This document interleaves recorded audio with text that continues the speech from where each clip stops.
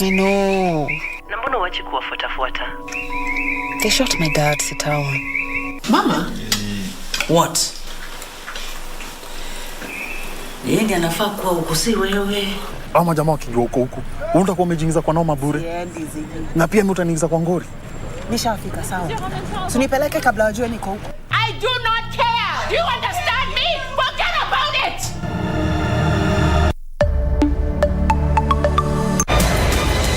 It's the DFB Pokals round of 16. Mainz against Bayern. Musiala, he's dug it out beautifully. Onisiva back in. Alexander Hack. One Bundesliga side has to go out. Mainz have never reached the final. Bayern have been there more than any other side. And Kimmich! A crisp finish. Only one side can go through. It's going to be a tough fight.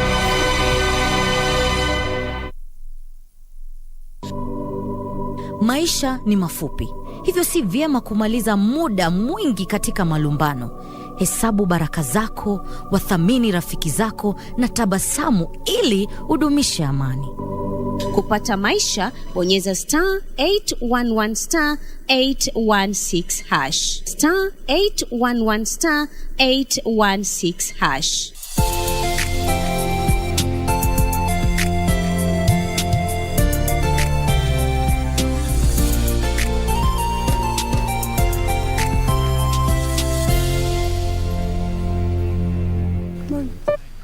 When people have nothing left, that's when the anger becomes strongest.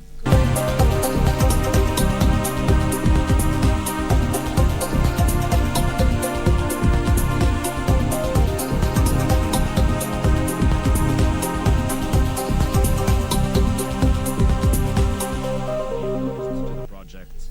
Macron's centrist party is likely to need help from the conservative Republicans to push the reform through. Well, meanwhile, teachers and train drivers are dominating today a fresh round of UK-wide strikes. These aimed at securing pay rises that would ease the country's cost of living crisis. It's exactly 10:05 a.m. Good morning and a happy new month. This is the month of February. This is the great KBC and this is NewsCheck, a program that ensures that we keep you afloat on all the latest happening around you and around the country. My name is Ben Troy-Njue, welcoming you for the next 2 hours. We'll be discussing topical issues and looking at the medical field and looking at the medical fraternity. They are a grieved lot. Why I'm saying this is the Kenya Medical Practitioners and Dentists Union has threatened to down their tools. Not only that, Kenya Union of Clinical Officers have also threatened to down their tools. Well, they have a number of grievances they want addressed by the government, of which they say some have just been dragging on and on and on. That is what we'll be focusing on this first hour. This time I take to welcome you. A lot is happening in the country. We are having the Council of Governors meet stakeholders at the Movenpick Hotel. We have a case regarding Deputy President Rigathi Gachagua at the Court of Appeal in regards to the 200 million. We have a post-election seminar in Serena, Mombasa, and that is exactly where we are going to be starting. And our reporter, Jonay Karisa, is on standby to give us a feel of what is happening there. And we also have the third annual State of the IGAD Region Address in Mombasa and also Horn of Africa launch at the Sarova Pan-Africa. A lot is on standby. But before we even delve into the medical issues that have been raised by the Kenya Medical Practitioners and Dentists Union and the Kenya Union of Clinical Officers, let's first of all cross over to Mombasa and have a feel of what the senators are talking about. Good morning, Junei. Happy new month, and kindly bring us up to speed with the latest in Mombasa. Good morning, Ben Troy-Njue. We are at the Serena Beach, as you have rightly put it. 68 senators are here for the post-election seminar. This is a seminar that brings together parliamentarians as well as their staff to familiarize themselves on how to conduct parliamentary procedures and how the best practices they can adopt in terms of better governance of the country. Now, this is a week-long seminar that started on Monday with the opening of the parliamentarians of the National Assembly. 365 of them were converged at the Pride Inn hotels, and it is there that President William Ruto graced that occasion and addressed them on a number of issues, including the fact that he is relying on them to make important decisions when they're scrutinizing the supplementary budgets so that they can alleviate the cost of living. Also, he also mentioned the issue of CDF funds and promised to avail to them those funds. All he needed them to do is exercise a little bit of patience until that is done. So he was there and he emphasized the need of working together seamlessly to ensure that the executive as well as the legislature, the legislative arm of government is working in tandem to ensure that democracy and proper governance is arrived at. Here where we are at the Serena Beach Hotel, where 68 senators are converged here, and they will be addressed by the Speaker of the Senate, Amason Kingi, and we are here just to understand what he's going to tell them to see in the 5-year tenure. They will be able to adopt best practices while they are conducting their duties. So the parliamentary staff as well as the senators are here, and we will be crossing over shortly as soon as the Speaker of the Senate, Honorable Amason Kingi, starts his speech in a matter of minutes. But for now, I hand you over to IGAD in White Sands, where my counterpart Kamche Menza is over there taking stock of what is happening there. I take you right over to White Sands for that particular summit. Collective efforts. The agreement goes further and charges IGAD first and foremost to promote peace, security, and stability, eliminate sources of conflict, as well as prevent and resolve conflicts in the sub-region as a pathway to regional unity. Indeed, this peace and security function is what has come to define IGAD. And furthermore, it is the changing peace and security situation in our region that has preoccupied a lot of attention of the region and as well as the world. I will now take you through some of the key highlights of the recent challenges and successes and victories in these areas, starting with election. The IGAD region peacefully and successfully navigated a 2-year election cycle that ran from 2021 to 2022 in 5 out of 7 our member states. These include election in Kenya, Uganda, Djibouti, Ethiopia, Somalia. These are the countries which conducted election. Out of 7 member states, we did within 2 years, 5 of our member states did election. This peaceful election demonstrates the growing regional commitment to the democratic process and the principle of, most importantly, constitutionalism. Let us agree that elections are very significant component of peace and stability. But nevertheless, they remain only one of the many contributing elements to the regional stability equation. Over the past year, Your Excellencies, colleagues, IGAD was significantly affected by 5 major peace and security situations that dominated regional and international discourse, and I will now turn your attention to 5 of them. The Ethiopia-Sudan border dispute. First is the border dispute between the Federal Democratic Republic of Ethiopia and the Republic of Sudan. One of the biggest achievements for peace and security in the region was when IGAD held the 39th Extraordinary Assembly of IGAD Heads of State and Government in Nairobi in July 2022. This extraordinary summit, Your Excellencies, brought together the chairman of Transitional Sovereign Council of the Republic of Sudan, His Excellency General Abdel Fattah al-Burhan, and the Prime Minister of the Federal Democratic Republic of Ethiopia, His Excellency Abiy Ahmed Ali, to dialogue, de-escalate and diffuse raising tensions along the shared border area between the two countries. The outcome of these talks between the leaders is undeniable proof of the abundant political will and commitment in our region to resolve conflicts and disputes through peaceful negotiation and in spirit of Africanism and brotherhood and sisterhood.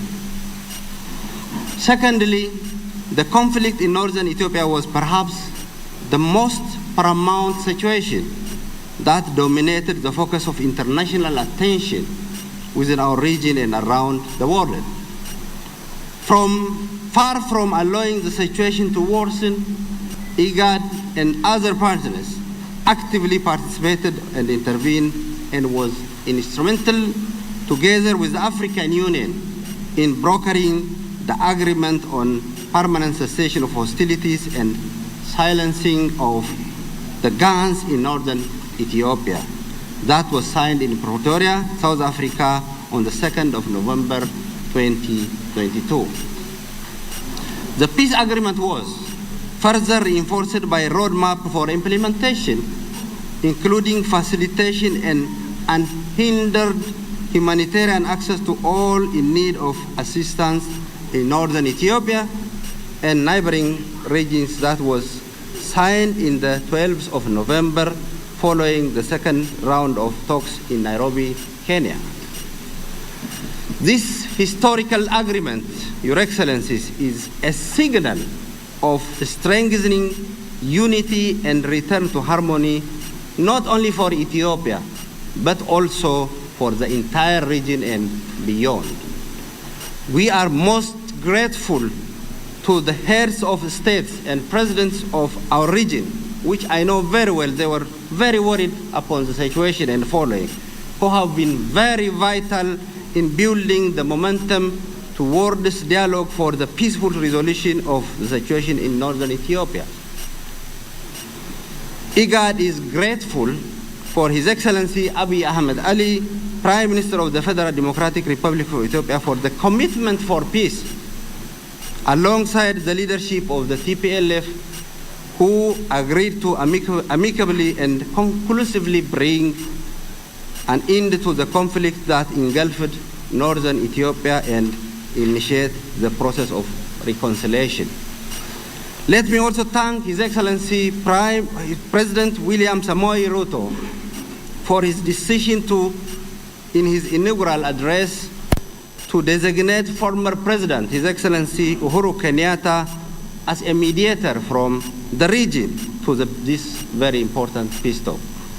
Furthermore, IGAD owes all the panelists from the African Union a debt of gratitude for the monumental contributions they made towards restoration of peace in Ethiopia.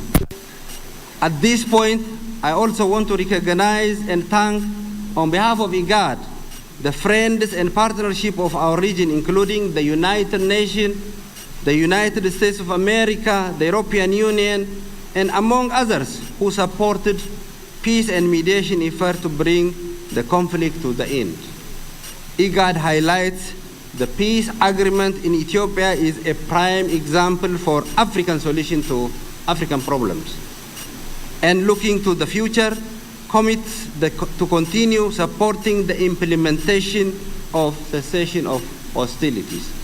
African Union has successfully spearheaded this process impartially and independently. Third, the situation in the Republic of Sudan is still progressing toward resolution. IGAD is working in conjunction with the African Union and the United Nations under the patronage of the trilateral mechanism to coordinate and support national dialogue toward a civil transition. However, progress still has been gradual. The intensive effort of the trilateral mechanism over the past year resulted in the political framework agreement of December 22 between the military and broad section of the civilian leadership.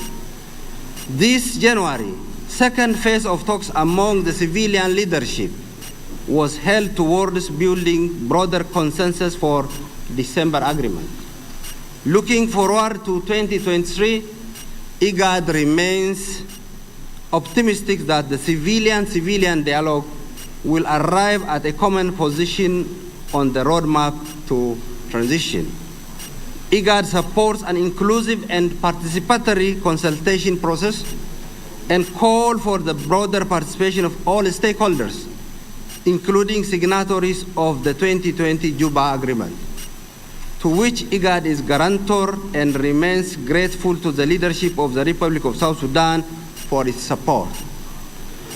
Bearing three dynamics in mind, in the evidence that the peace process in Sudan will benefit significantly from the increased political support of IGAD.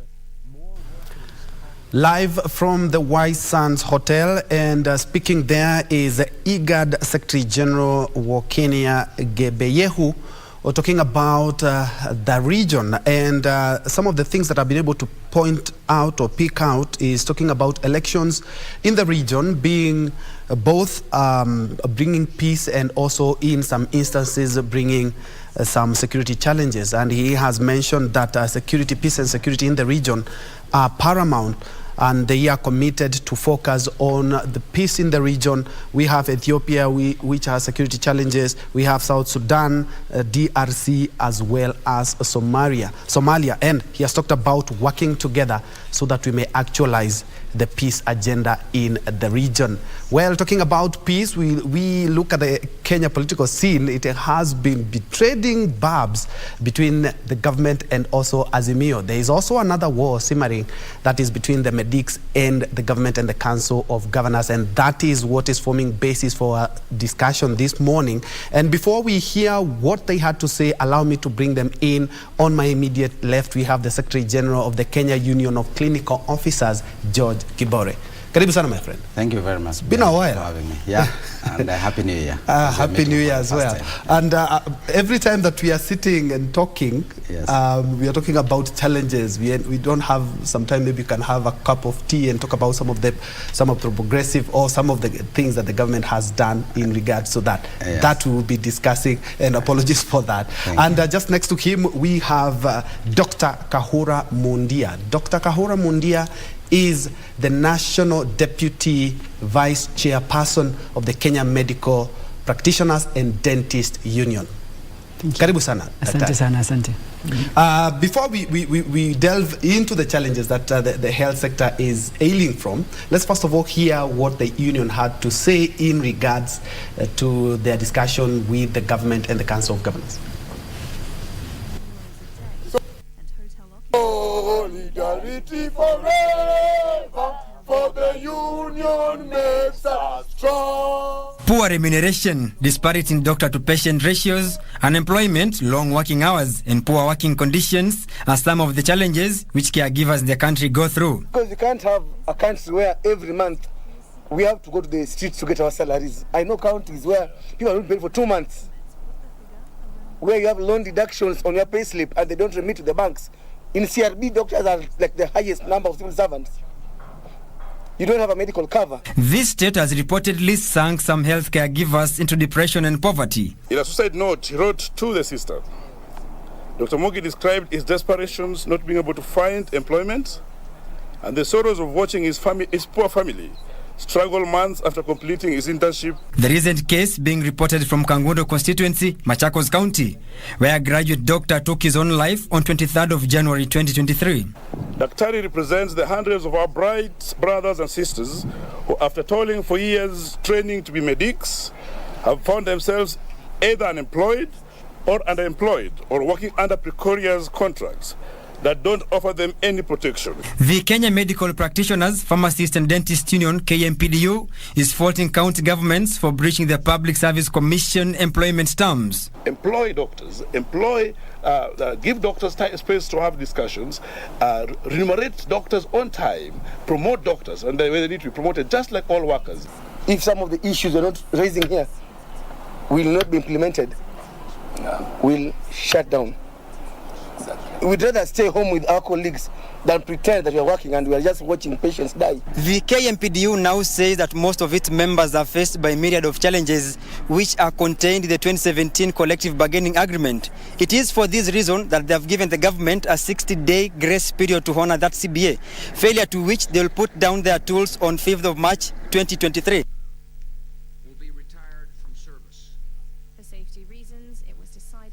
Following what that report has talked about, the 2017-2021 CBA, Collective Bargaining Agreement, kindly bring us up to speed, Mundia. Well, thank you. Well, we had an agreement with the government in 2017, that is following the 100-day strike. And this was of the issues of accumulations of disgruntlement in the health working space. And parties sat down and agreed. And out of that agreement, we decided how much should be paid to the doctors, what are the working hours, and the number of doctors who were supposed to work at each of the facilities. But 5 years later down the line, we are yet to realize the agreement that we signed as parties. So we're finding facilities with very few doctors, very few health workers, and with that, you're having the persons who are working at the ground being overworked, and that affects the amount or the quality of work that's supposed to be going to the patients. So with that kind of working, you're having persons getting a lot of mental strain, and that is probably leading to some of them getting to what has probably recently happened. I condole with the family of Dr. Moki, and he's one of the few colleagues who unfortunately have been affected by the system. Having very few doctors working in the healthcare facilities and having many doctors graduating and not getting to be replaced or employed in the sector that needs them, it leaves these persons exposed to a position whereby they don't know what to do. Because as a person who's recently graduated, venturing out in entrepreneurship and starting out a health facility, it is not the easiest of jobs to do. And a country that is not having adequate personnel to provide these services, it's very surprising when you have qualified workers staying at home watching TV, when you have patients queuing and unable to access care, and the government, they're just watching. So it's unfortunate that one of us succumbed to these pressures, and we will really implore the government to take charge of what we agreed on in 2017 and implement the few clauses that remain unimplemented. So you're saying that the government has met you halfway already, but more needs to be done? More is still to be done, especially on the aspects of employment. Scarily enough, we have the basic salary component, which was never implemented. So we agreed like how much the doctors were supposed to be remunerated, but none of the governments have actually implemented that particular clause. So we went in court in 2020, and the judgment has been passed. Okay. Apologies, we seem to be having some issues with your microphone. Let's first of all have a look at it, and then we'll be getting back to you. And also just be preparing. You've talked about shortage of doctors, and we have graduates graduating each and every year. And also we had the Cuban doctors. All right. Marinate on that. George, yes. In your union, you still also are claiming some of this. From what I've heard from Dr. Mundia, is that you are also having or facing almost the same challenges. What are some of the challenges the Kenya Union of Clinical Officers or Grievances have brought about to the government and the COG? Okay, thank you very much, Ben, for having me for the first time. And of course, I want to appreciate that you are able to call us so that we can highlight on the issues that is really affecting the healthcare workers and by extension affecting the Kenyans. And I need to say that, when you have a problem, always you must devise a structure, a framework to address that problem. We have a problem as a country. we have a very fragmented health sector where counties, as per the constitution, are supposed to do some specific services as envisaged under the fourth schedule of their constitution, and also the national government has a certain function. Now, if to mention, to be specific, is that the referral and the constitution say national referral services remains with the national government. Policy framework remain with the national government. When we come to the counties, they have been given promotional preventive services and other services that include now facilities under the preventive services. But you'll be surprised that by virtue of how we handle devolution, we fragmented the system, that the health system is not able to work synergetically to offer the services that Kenya need. And to that extent, the healthcare workers who are critical component to offer services to Kenyans are remaining complaining all the time. And this is more of you as a police officer taken to fight with a gun that cannot actually discharge. So the healthcare workers have a bigger problem, and this bigger problem is affecting the Kenyans. Now, since devolution, we have had more than 100 strike. To be precise, more than 105 now strike. If this one will materialize, we'll be going to, because there is already a strike which has been announced. And what are the ailing issues? What are the issues that are there recurring year in, year out? We are talking of understaffing. We are talking of lack of drugs in our facilities, and we talk of a lack of funding in the health sector. Now, when you don't have the funding, you can't employ, you can't do infrastructure, you can't have technology that is invest in terms of getting the equipment that we do need, and you cannot be able to ensure that you implement, including the CBA that we are talking about. You cannot be able to post interns, as we have been also raising those issues. Now we have people who are the county and the national government are trying to handle now the health sector in a piecemeal way. Last year during the COVID time, we employed staff on contract, and it should be noted that is against the existing provisions of this country, and including the international charter, where if you have people of equal qualification offering the same services in the same environment, you ought to treat them equally. So they are discriminating against them. We have over 10,000 healthcare workers under the same program, and we have seen different discrepancies in terms of declaration by the Minister of Health saying they want them on PNP because they are the one who actually employed them and seconded them to the county, which I believe that is a key component, a provision under the constitution where the national government has a responsibility of capacity building to the counties. But the counties now are saying, we want these people and we want this budget to continue putting these people on a contract, and which we feel that this is not how we need to handle the health sector.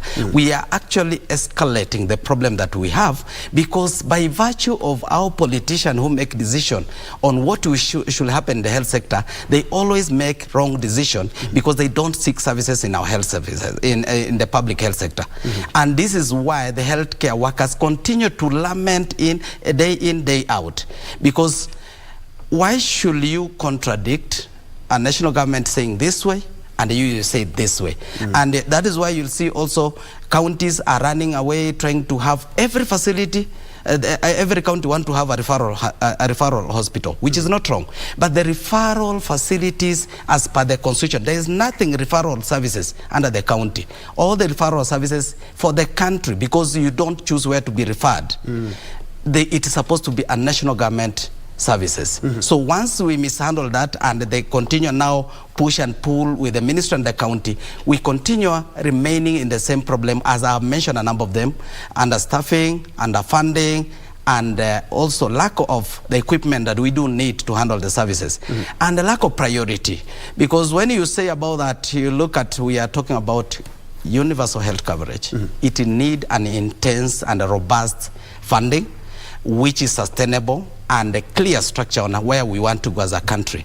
But we continue talking about it, continue working and having very good policies, but implementation is a problem because the people who are supposed to be partakers of that, who are supposed to implement the healthcare workers, are not involved and do not actually understand where the country is going, because we ought to put on the table what is it that we need, which at step 1, step 2, step 3, so that we move toward that. So to where I stand, the healthcare workers continue to lament because we have more of what I can say a failed health system that is non-responsive to issues that are affecting healthcare workers and the Kenyans at large. All right, George, if the government right now says, because we want to avert this strike, we want to meet you halfway, are you willing to call off your strike? I want to say very clearly that strikes comes as a last result. Before you see any union calling for a strike, is that they have attempted very many avenues, but nothing is coming out. Now, I want to take back that we have a new government that came with a lot of promises, and I have read very well the Kenya Kwanza manifesto. If it is implemented, it's a brilliant idea for Kenyans to celebrate. But immediately after the election, you wonder whether there is someone who is more of a dream carrier in that ministry to ensure that we can be able to implement what we promised Kenyans. Now, we continue lamenting, writing letters. They are non-responsive, never engage, never want to talk. So once you don't talk, and of course I want to say, like when the doctors gave their strike notice last year, December, that brought forth the posting of interns. And the CS went on her Twitter to say that this was as a result of the strike notice, and therefore we are celebrating posting. It is more of inviting people to go on strike, because the strike, it is only on a strike that they respond to issues. That is her statement. It is not our statement. And let me hear from Doc. What about KMPDU? What does it take for you to call off the strike? Because in December, you had already called for a strike, but in January, things seemed a little bit rosy. But now you feel you got the short end of the stick, and that is why you are giving maybe ultimatums. We need this and this and this done. Where do you want the government to meet you halfway? Because let's be very honest, some of these issues that you're raising require a lot of funding, and looking at the economy right now is not quite doing quite well. Where would you want the government to meet you halfway? I will begin from the point where we have two levels of government, the national and the county government. And like we all know, the national government at the Ministry of Health, it's in charge of planning matters and policy development in matters healthcare. Doctors and all healthcare workers are a critical resource to any nation. So you need to plan, and plan well about what you need and how many persons you need to specialize and how they're supposed to be distributed across the country. So as a country, when we fail to do that, we fail to budget, we operate on, today we want to post this group, tomorrow we will not post that group. It eventually causes a lot of distress to the employees who are expected to be absorbed by the system. So when this happens, you now have all this disgruntlement that's coming up, because we don't have a standardized mode of payment for most healthcare workers in the country. We have doctors, particularly speaking about doctors, we have doctors being differently paid at the national level, serving the same duties, same hours at the county level, at the county governments, but they're paid differently. That is not proper, because the SRC is supposed to oversee harmonization and uniformity of all these standards, but whatever they come and tell us is something that doesn't make any sense. So as a ministry, probably the Public Service Commission and the SRC, they can come together and harmonize all this.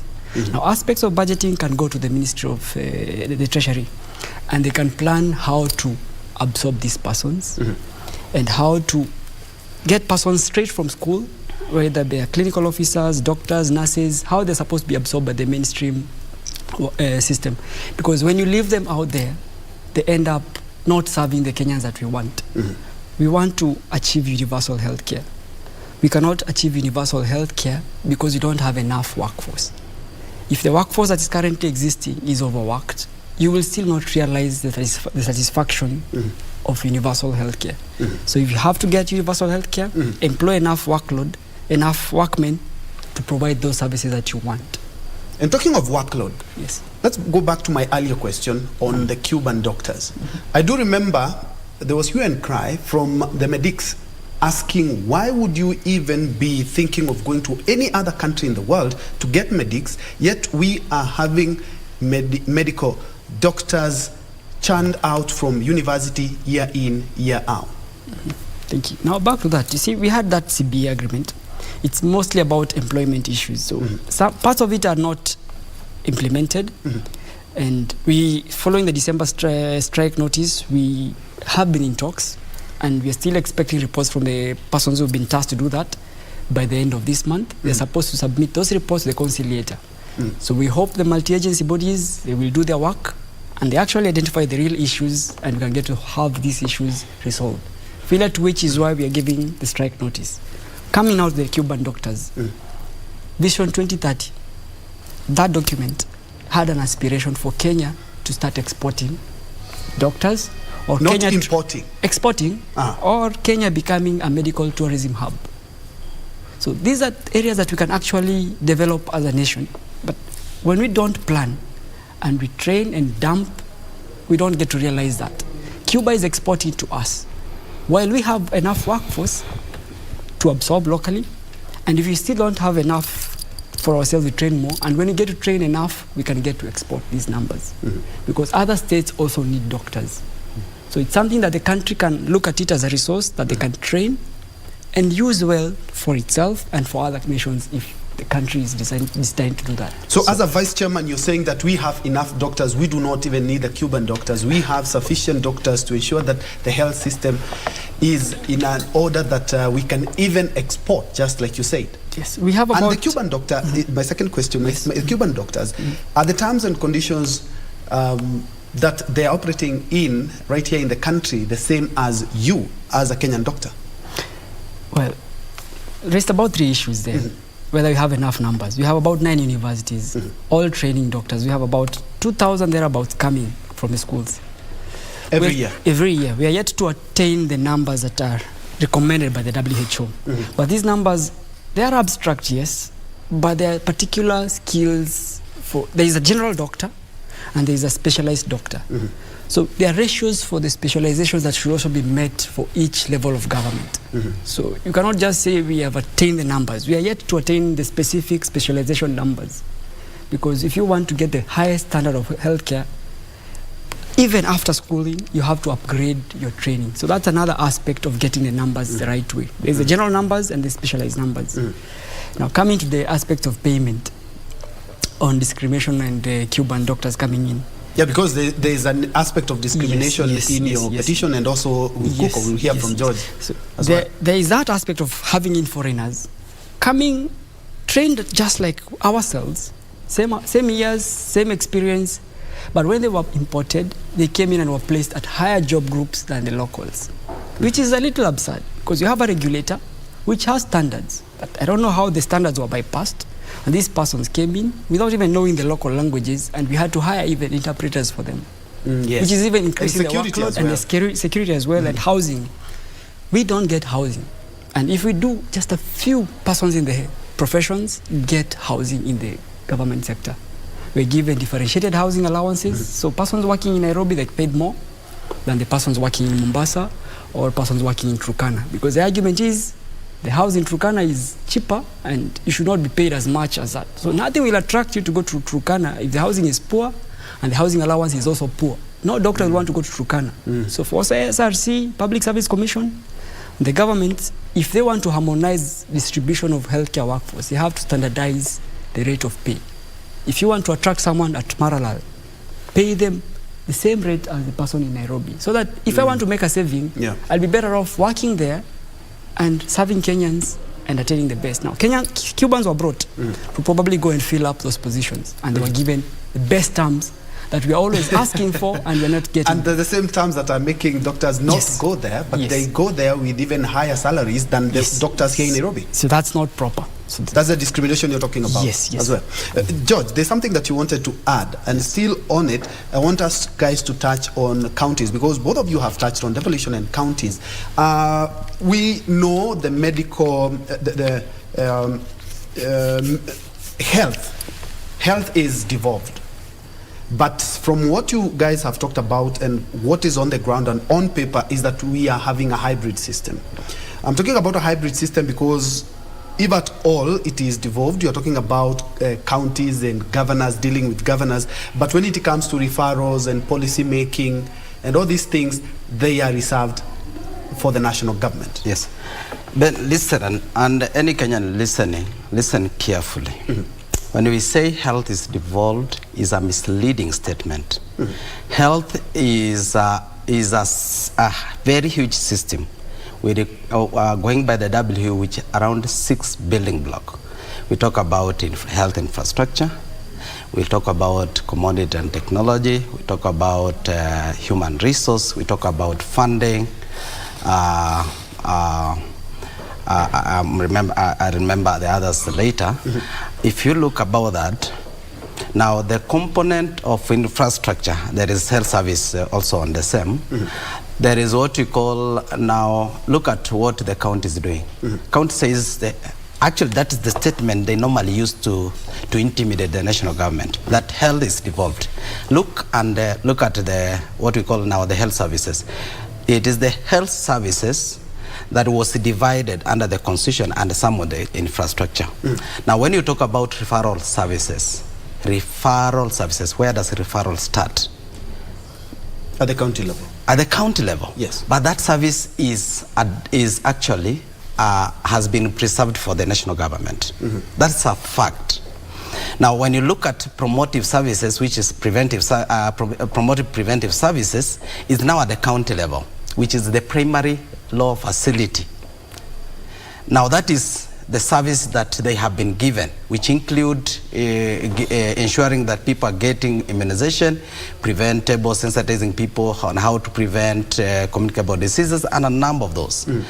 So when you look about that, it will tell you that there's a mix of what you use. Now, who is funding health?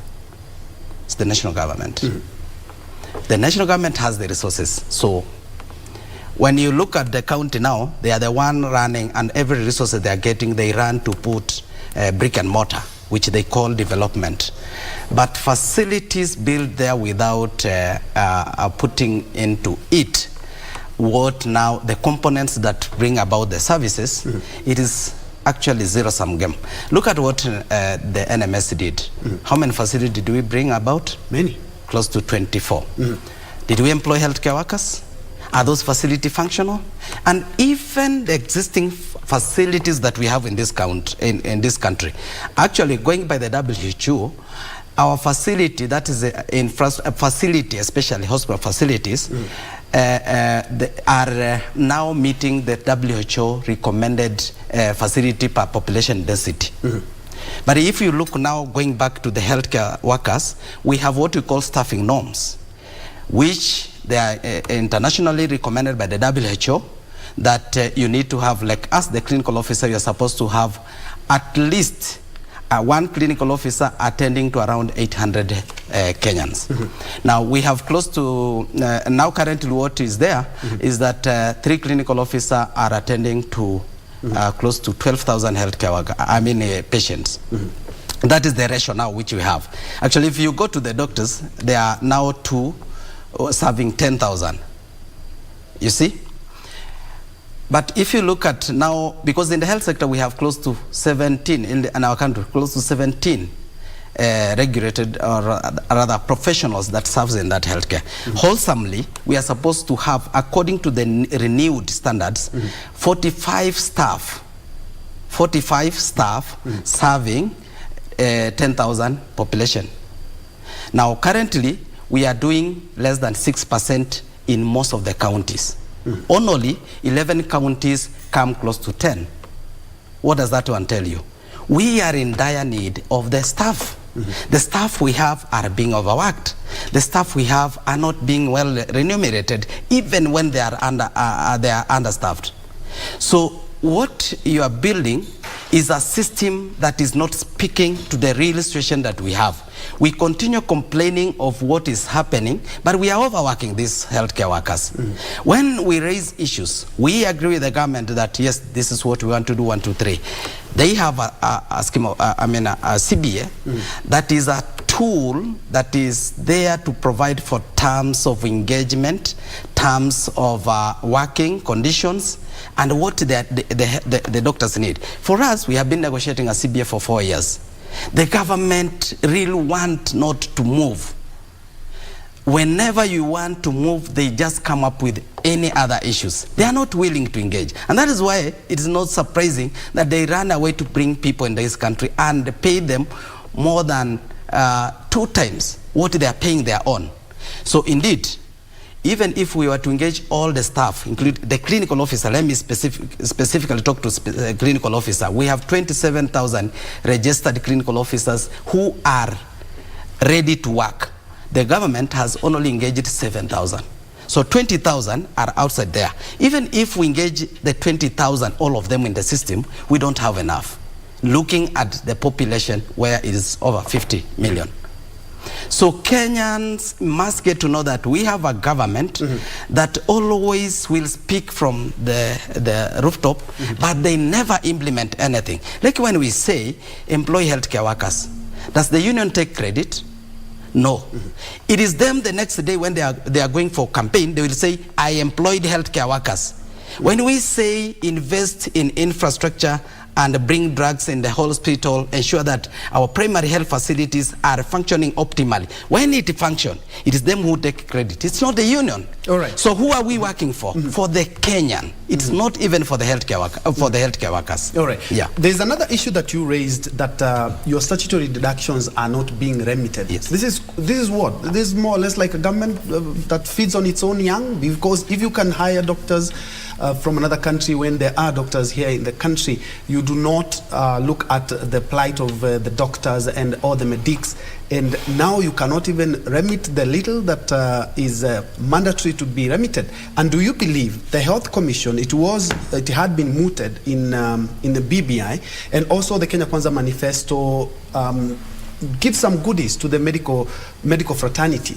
Do you think if these things are actualized, we wouldn't be hearing solidarity forever as you dare the government that you're going for a strike? Well, it's very distressing. I would still want to repeat that the US, UK, and let's say maybe Middle East, China, you cannot just go there and work or get a job as a doctor. It's not that easy. You have to do exams or even go to school, because they consider our training. Well, we train our persons really well, but they have their own rules as to how they want to absorb external workforce. Here we absorb external workforce, pay them regularly and pay them well to go to the far-flung places where we don't want to pay our own, who are willing to go to those places. And even a choice was not even presented to the doctors or even healthcare workers. We just had, there's an importation coming, we went to court, it was proven against us that we did not have any evidence that Cubans were coming. Next week they came in and they were posted and they've been here. Now we have rogue officers, accounting officers, maybe from the executive sides of the county governments. Doctors are only paid net salaries, or let us just say not doctors. Most persons working in the county government, either from issues stemming from the treasury, they're paid net salaries. What that means, whatever is net on your payslip is what you get. Any other thing that is loaded on your payslip as a check of debt to the government or to other agencies is never paid. Reason being because of issues of either mismanagement, money is coming slow, we have loans not getting paid. So you are listed as a staff on CRB for non-payment of your loans. That has already been deducted. You're already working for, that should have been paid regularly by the employer. So you end up, you're being listed. You follow it up, you're being told you wait. So you get blacklisted on CRB. You go to seek your tax compliance certificate. You're being told you've not remitted your taxes. You even wonder now. The county employer, the county government is the employer. They have not remitted taxes to KRA. So the issues of reconciliation, you cannot get your tax compliances. You go to NHIF, you want to seek service insurance coverage, you find you are not updated. That means you're blocked from accessing services. Last week, Nairobi County government, they have a budget, a bill of about 1.2 billion. On NHIF, they had claimed that was not their bill because it originated from NMS. It's NMS that was supposed to foot the bill, which I don't know how it was not paid. Now on transition, there is now Nairobi County government. So all healthcare workforce, not just healthcare workforce, all workers in the county government, they are suspended from accessing that benefit. You're telling me you're a Madek, but you cannot access health care because services because your NHIF has not been paid, and the money has been deducted. It shows it's been deducted, but it's not been remitted to the person providing those services. So the other agency just decides to suspend all of you, and that's why last week we had declared a ghost law in Nairobi, the whole of Nairobi, and that doctors will start picketing the whole week. Because it's not fair as a clinician to provide services that you cannot access as a provider.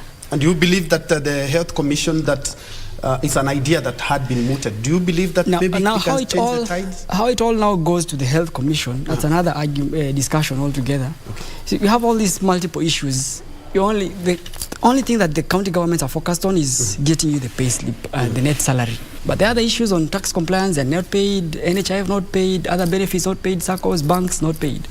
Now, Health Service Commission, based on what we've observed from the two levels of government, national and county governments, and as per the Schedule 4 of the Constitution that describes the aspects of devolution, a human resource was not, it's not there, it's not listed there. It's impliedly devolved. There was an argument about it, but it never got concluded. That implied devolution of the human resource, we thought maybe, because the two levels are always in disagreement and all these issues may want to be harmonized, it's better to come up with an agency like Nigeria, like Uganda. They have a Health Service Commission. That as much as devolution wants to go in the other aspects, but the particular aspect of human resource and all these issues of disgruntlement, if they can get centralized by one body, not just doctors, clinical officers, nurses, all those persons who are supposed to work in the healthcare ecosystem, they get managed centrally. And counties can apply when they need workforce. At the same time, this agency can advise you need to have this person, so they will post them down and harmonize and have standardized working terms at all levels of government. Because you have that administrator at Lamu, that administrator at Tana River, that administrator at Kisumu, they're all in their own world. They don't want to refer to the schemes of service. They don't want to refer to the CBA. They don't want to refer to the MOH guidance. They don't want to refer to the PSC. They don't want to refer to SRC. They're on their own. And every day challenging all these persons, 47 of them. This government comes in, they're replaced. Another government comes in, they're replaced. So you have to keep on having these conversations. So it's very annoying, very distressing, and very time-wasting if you probably had one agency with the institutional memory to manage workers as they should. All right. And because of the interest of time, I would like you also to focus on what, of course, there is a priority of how you want some of the issues addressed here. And still while at it, looking at what we have, we had a medical emergency a couple of days or weeks ago, the cholera outbreak. And we had a pandemic, that is COVID. We still have it, yes, but at least we have been able to manage so far. What are some of the lessons that we can pick from this? And do you believe that in case of another epidemic or even a pandemic, do you believe that we are well prepared to handle it just like we did in COVID? Yeah, thank you, Ben, for that question. But allow me start from where my brother has left it, so that I'm able to come to the other side. And just say that it is very difficult to engage counties and the national government. These are 48 entities, and all of them, individuals who are heading this department are individuals who just believe on things that you sometimes wonder. As I'm speaking, yesterday I was in Makueni, and I met the County Public Service Board at Makueni discussing just implementation of a scheme of service, and they're hesitant. You find that because of that, some counties have never promoted since the devolution. That is more than 10 years ago. Yes. And because of that, every county employs on different structure. And remember, we said that policy, which the SOS, that's a scheme of service, is also a policy document, is a reserve of the national government. Some counties now proposing even to have their own. This confusion is there, and the body that are tasked to do this, like the Public Service Commission, is supposed to actually take lead and provide guidance in that sector. they are still they are actually mute. When you look at the SRC also, when people are being employed differently, paid differently, they are mute, actually causing the problem. I have seen a compendium that they have issued eliminating and proposing to eliminate a number of payable allowances to the healthcare workers. It is going to be the biggest chaos that we have never seen in this country, because people are suffering, people are actually sick, we are not able to get even the services that we are supposed to get, and you tell them that you want to take away what puts the food on their table. I think that's critical. And I wonder, when even they recommend that house allowance people to be paid around 4,000, where on earth will you get 4,000? A house for 4,000, an officer to stay. And when we talk about equitable treatment and parity in terms of treatment, when we are working in the health service, in like a hospital, and we are exposed to a certain danger, the danger does not choose who you are. It doesn't choose whether you are a man, whether you are a woman, whether you have a degree, whether you are a professor. This danger is the same, and the people must be treated the same when it comes to the risk allowance. That is very critical. Now, coming back to where you asked whether we have learned from the COVID lesson, and now that we have several cases reported, and actually we have lost people because of what now we call cholera. It is good to note that our country always react.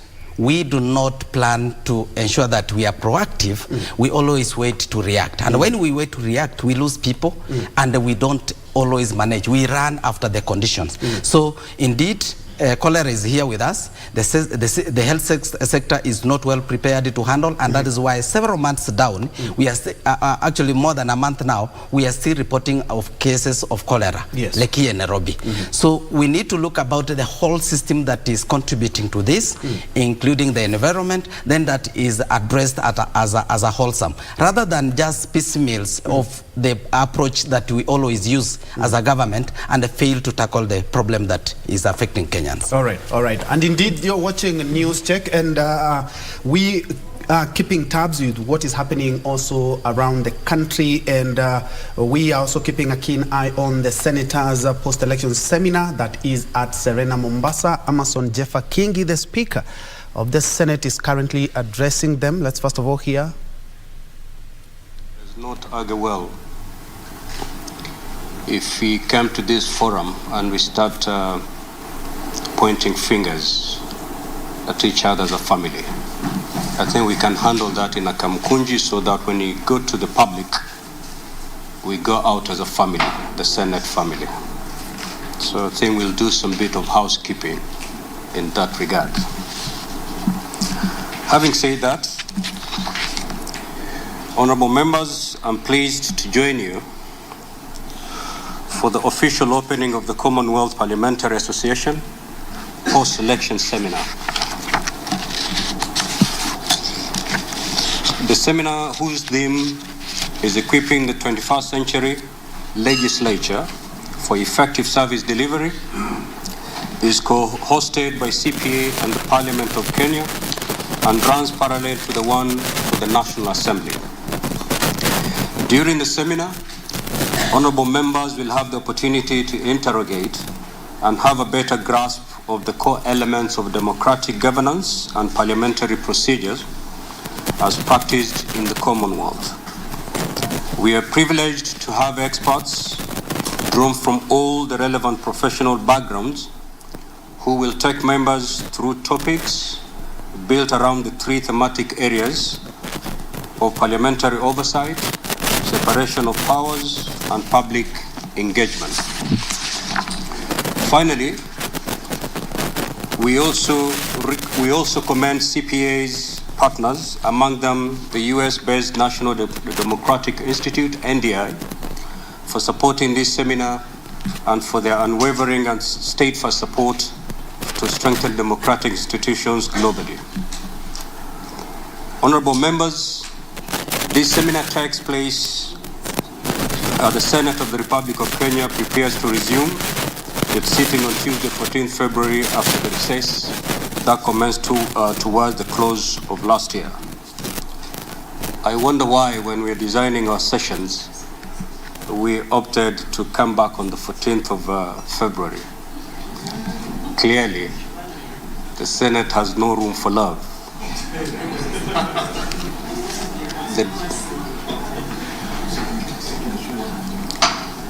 The lady senators will forgive us for that. Maybe next year we'll do better. Noted, Catherine Muma, Senator, we have noted your suggestion. So, honourable members, the seminar takes place again at a time when we are all supposed to be home, handling our personal issues. But this resumption of the sittings will officially mark the end of the first session and the start of the second session of the fourth Senate as defined in Part 2 of the Senate Standing Orders and elaborately expounded in Standing Orders 31 to 38. We all expect that the second session will come with its own unique and robust legislative agenda to be presented by the political formations and which honourable senators will only be too ready to work on. Nonetheless, at this juncture, we need to pause for a moment and take stock of how we performed in the first session and see which vital lessons to pick and use to refine and give impetus to our actions going forward. For a start, we must acknowledge. That is the Speaker of the Senate, Amason Jeffa Kingi, there during that post-election seminar for the senators, and we will be keeping tabs with that, as well as the MPs 1 and IGAD, all happening in Mombasa. But let's have a final word with the medics themselves as we wrap it up. Daktari, again, what would you want prioritized? And also, kindly touch on the mental wellness for these doctors, because we have seen some of the doctors take their life and some are wallowing into immense depression. Thank you. Well, what I'd wish the government would do, we have submitted a new proposal of a CBA because we are in another cycle now. And in this new proposal, we have included new aspects of what you've learned, what is happening in the healthcare space. So this CBA is supposed to advise all stakeholders, all level of governments on what the workers in the healthcare space need. So there is something that's very key. The aspects of employment, unemployment, underemployment, discrimination, all those are captured in there. And we wish all the agencies get to focus on it and resolve that particular issue.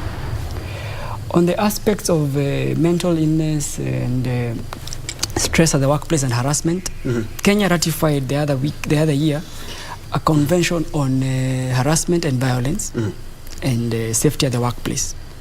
So we'd want to have all facilities, establish places where workers, whenever they are distressed, whenever they're having issues about their workplace, can get to be attended to, and the fairest and most confidential of places.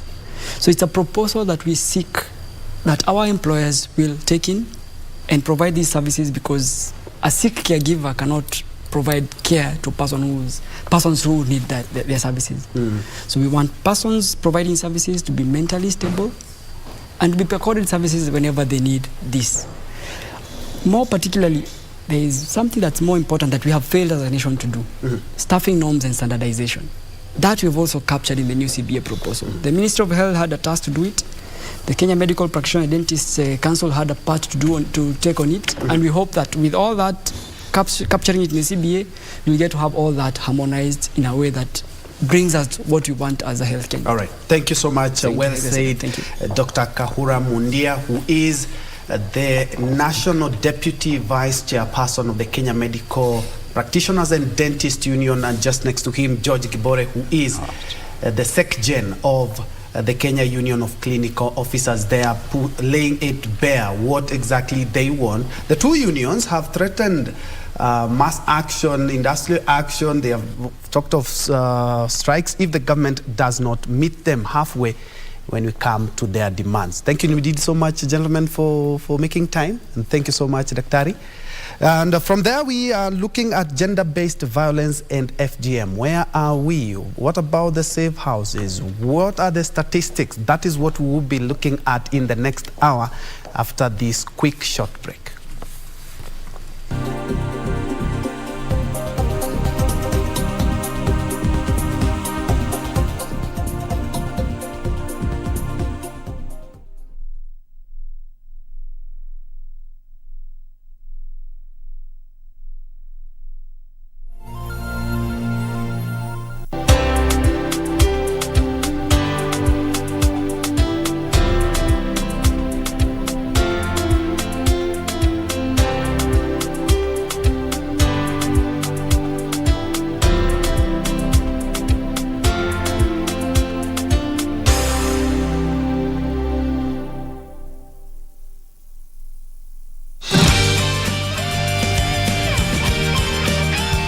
Vivian, actually, Mr. Bai... No worries. I got this. Print these documents and get them to Mr. Bai.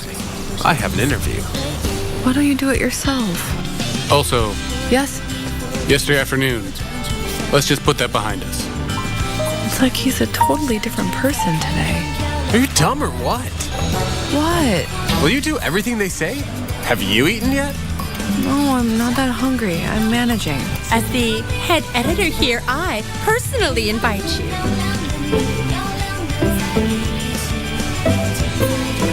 Okay.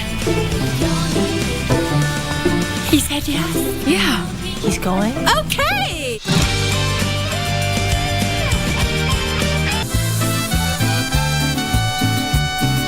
I'm very willing to try and make a life with you, to live together. Yes, but this isn't the right moment. Can you see this house? This was the one that burned down. Well, you see, the truth is I don't remember things well. Nanny, how can you say that you don't remember? Come My dear, so many years have gone by. What I mean to say is he knows something. Because I don't like to tell anyone, no one, even him, what I'm planning to do with my life. It would be better if you tell me. It's just this woman never wanted to negotiate with you, boss. Yes, but everything in life has a price, Matakan. But I'm not a man who's wishy-washy. I also don't want you to see me as a jerk because I precisely don't want you to suffer.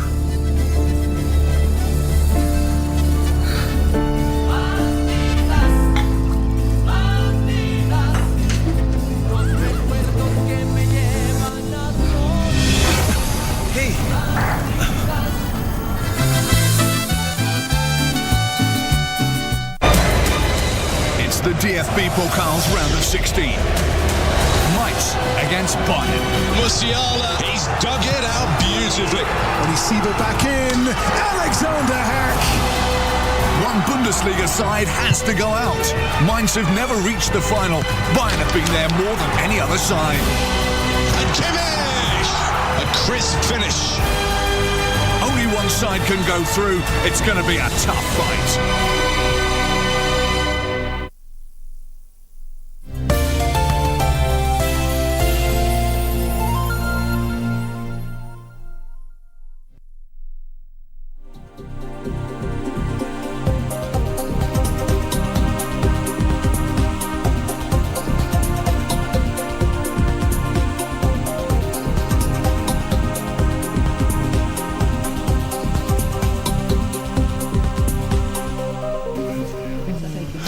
Welcome back to KBC News Check, and on this hour we'll be looking at gender-based violence and the female genital mutilation. We're just taking stock on where we are as a country, and I can tell you I have the experts right here in studio. And before we do that, let's first of all cross over to Mombasa, where the Speaker of the Senate, Amason Jeffa Kingi, is currently addressing senators in Mombasa in a post-election forum that has just kicked off today.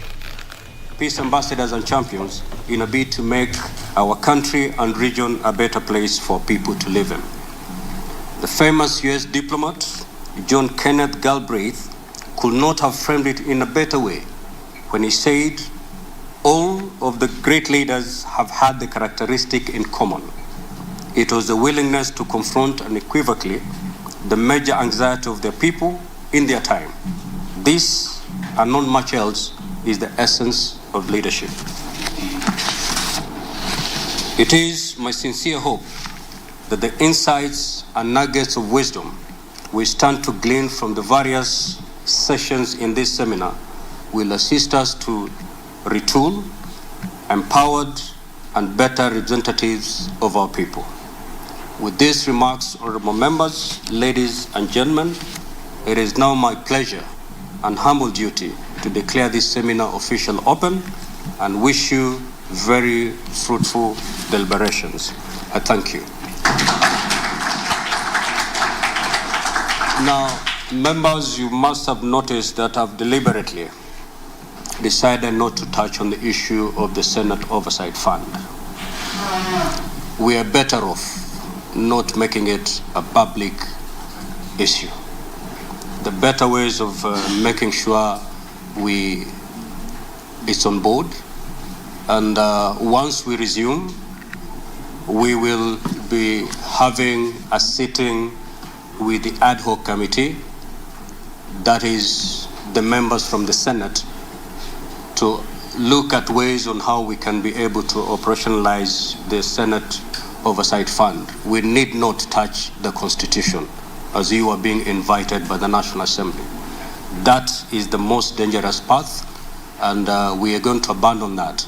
We can still operationalize that without necessarily even adding a comma or removing a full stop to the Constitution. So let us resist that invitation that came from the National Assembly. But again, I'm telling you, we can still operationalize the Senate Oversight Fund without touching the Senate. Thank you so much.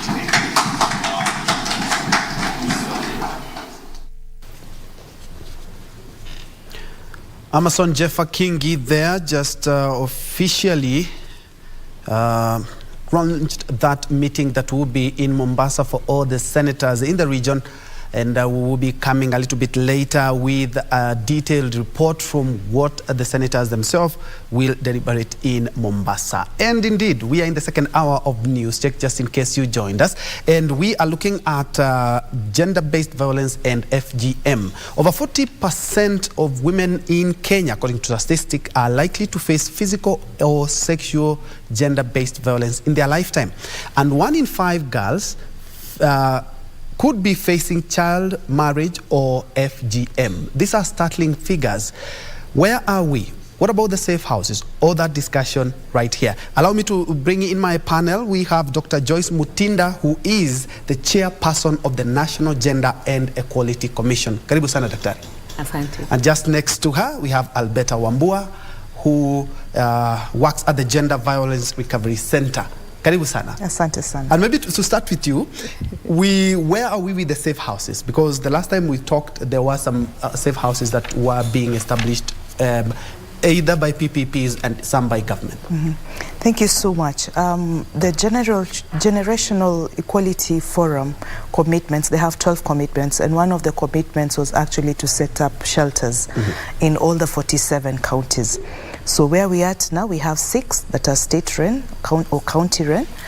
In some of the counties like Machakos, we have Makueni, so those are there, and then we have most of them being privately owned, which about 54, 56.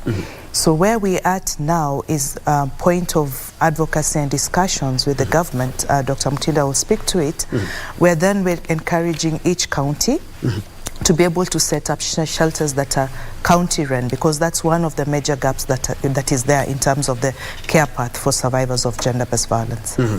And yesterday, Daktari, I remember being a court reporter, I followed up that report by CJ Martha Koome, where she launched the first SGBV court in Mombasa. I'm quite sure that is quite some welcoming news when we talk about ending SGBVs and FGM. Yes, thank you for having me in the studio today. And I'm very happy with the CJ having put up this court, because it will hasten the cases for GBV. Because the problem we have had is in a regular court, it may take quite a while before the perpetrator is finally put behind the bars forever. I just say forever because at times they go in for very long terms, and I would encourage that. Now, when it comes to the new courts, in fact, they are coming at a backdrop of where we have polycare. And polycare is where these people go, and gender-based violence victims go and report. And we think this is going to be a good one. We have only 2 polycares at the moment in this country that I can talk about, and that is the one in Nairobi, the old police station near Kenyatta National Hospital, and the other one is in Nanyuki. I wouldn't say they are fully operational, but this is something that I would be calling on the national government and the other Koome, that is Inspector General of Police, to ensure that we have polycares in every county, so that the reporting is not just being done in the regular police stations, where the victims at times get a little bit molested by our staff, the police officers, who are not trained on how to handle gender-based violence victims and perpetrators. So I'm actually happy with the new courts, and I hope they will be in every county so that we can deal with this matter. And still on these cases, I remember during the COVID-19 pandemic, we had these cases, so many cases, and actually looking at the statistics, before COVID and after COVID, these cases increased after COVID. But now we are post-COVID. Where are we as a country? I would say authoritatively as a country that GBV cases have gone down post-COVID. Now, having gone down is because, first of all, of what government has done, the commitments. There was a commitment that we made, and let me take Kenyans to an historical perspective, because this is something that has not just happened today. In 1995, the Beijing Platform of Action, the country came up, like other parts of the world, to say that we need policy and legislation measures for GBV and FGM. And our country went forward. I think we know all the laws that are there today on this matter, on gender-based violence. And if we were just to say, just but a few of them, I know there is the Sexual Offences Act of 2006. We have the National Policy for the Eradication of FGM, and this is for 2019. In fact, it's referred to as Sessional Paper number 3 of 2019. We have the Protection Against Domestic Violence Act of 2015, criminalizing beating of our spouses. So that is now a criminal offense. Then we have the Prohibition of Female Genital Mutilation Act. It is a common one known of 2011. So Kenya went full blast and got the policies and the legislation. Now, during ICPD plus 25, the Nairobi Summit, that is what we call it, that is the International Conference on Population and Development, Kenya committed and said, we are going to end FGM by 2022, and we end GBV by 2030.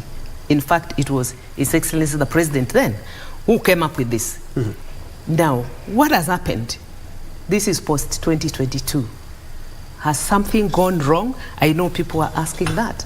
And we are saying nothing has gone wrong.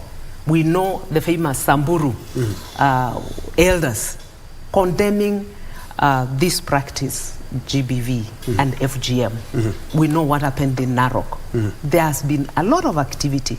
And we know there is a whole body in government that is dealing with gender-based, not gender-based violence, FGM, and FGM is just part of gender-based violence. And therefore the government has been working very hard. And when it came to generation equality that Albert has talked about, we committed to end GBV by 2026.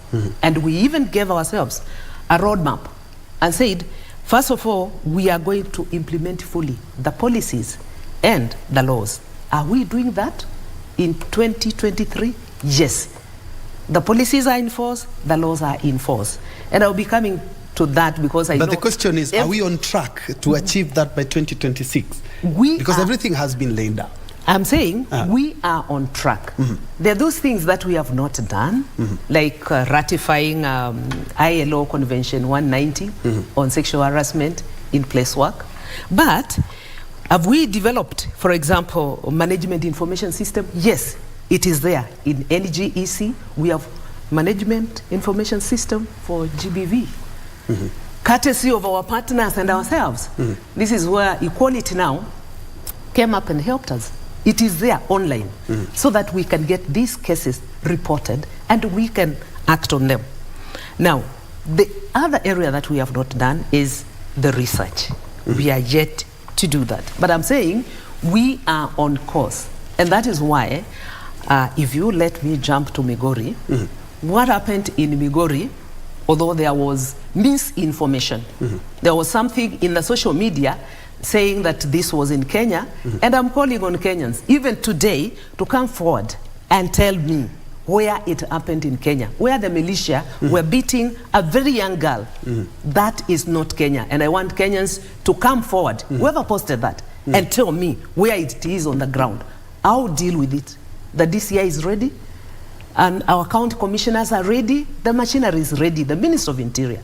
I can speak authoritatively on that one. But there was a case in Migori on the 26th of January, and this was, for all intended purposes, a bigger girl, 19-year-old. It happened on 26th January. It was dealt with ruthlessly. The brother got hold of her. She had come from a rescue center. She was going for books to go back to school. And the brother got hold of her, took her to the bush, and they did what they did. Now, the brother is already in police custody. He has appeared in court. So, the apparatus on the ground. And I want to thank the county commissioner, Mr. Meru Mwangi, because he acted so swiftly so that we had all the information that we needed. And that is why this time when we are dealing with zero tolerance to GBV this year, and the date is on 6th of February, we are focusing on Migori. Okay, and we will be touching on some of the successes that your commission has had in addressing these issues, as well as the partnerships, because every time that we hear about gender-based violence, we hear a lot of partners, and especially from outside the country, but we'll be touching on that. Alberta, coming back to you, the chairperson here has talked about some of the laws that govern us, and even I can add the FGM Act of 2011, and the most common that we hear in court, the Sexual Offences Act of 2006. There are all these laws, there are all these policies, but a lot of people do not realize that I'm in an abusive relationship. That is one. Another thing, when you talk about gender-based violence, the picture that comes on everyone's mind is of a lady being abused. They forget that even men do undergo the same kind of treatment, where some, or many for that matter, decide to keep it under wraps, kangumu. But they do not understand that this is something that can land somebody in court. I want you to talk about awareness. Thank you. So yes, there's a lot of awareness that needs to be done across all communities and spaces, so to speak.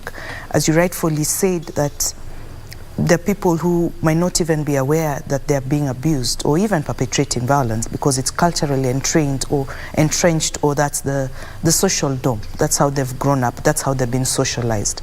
So yes, there is a lot of awareness to be done across. And to add to also what you asked is that there are different forms of gender-based violence. I'll speak to that, but I'll also need to add that gender-based violence is not just perpetrated against women, as you said, but it's also perpetrated against men. And just that a lot of people think about the women, because 90% of where I work, 90% of the survivors of gender-based violence survivors are females, and 90% again of the alleged perpetrators are male.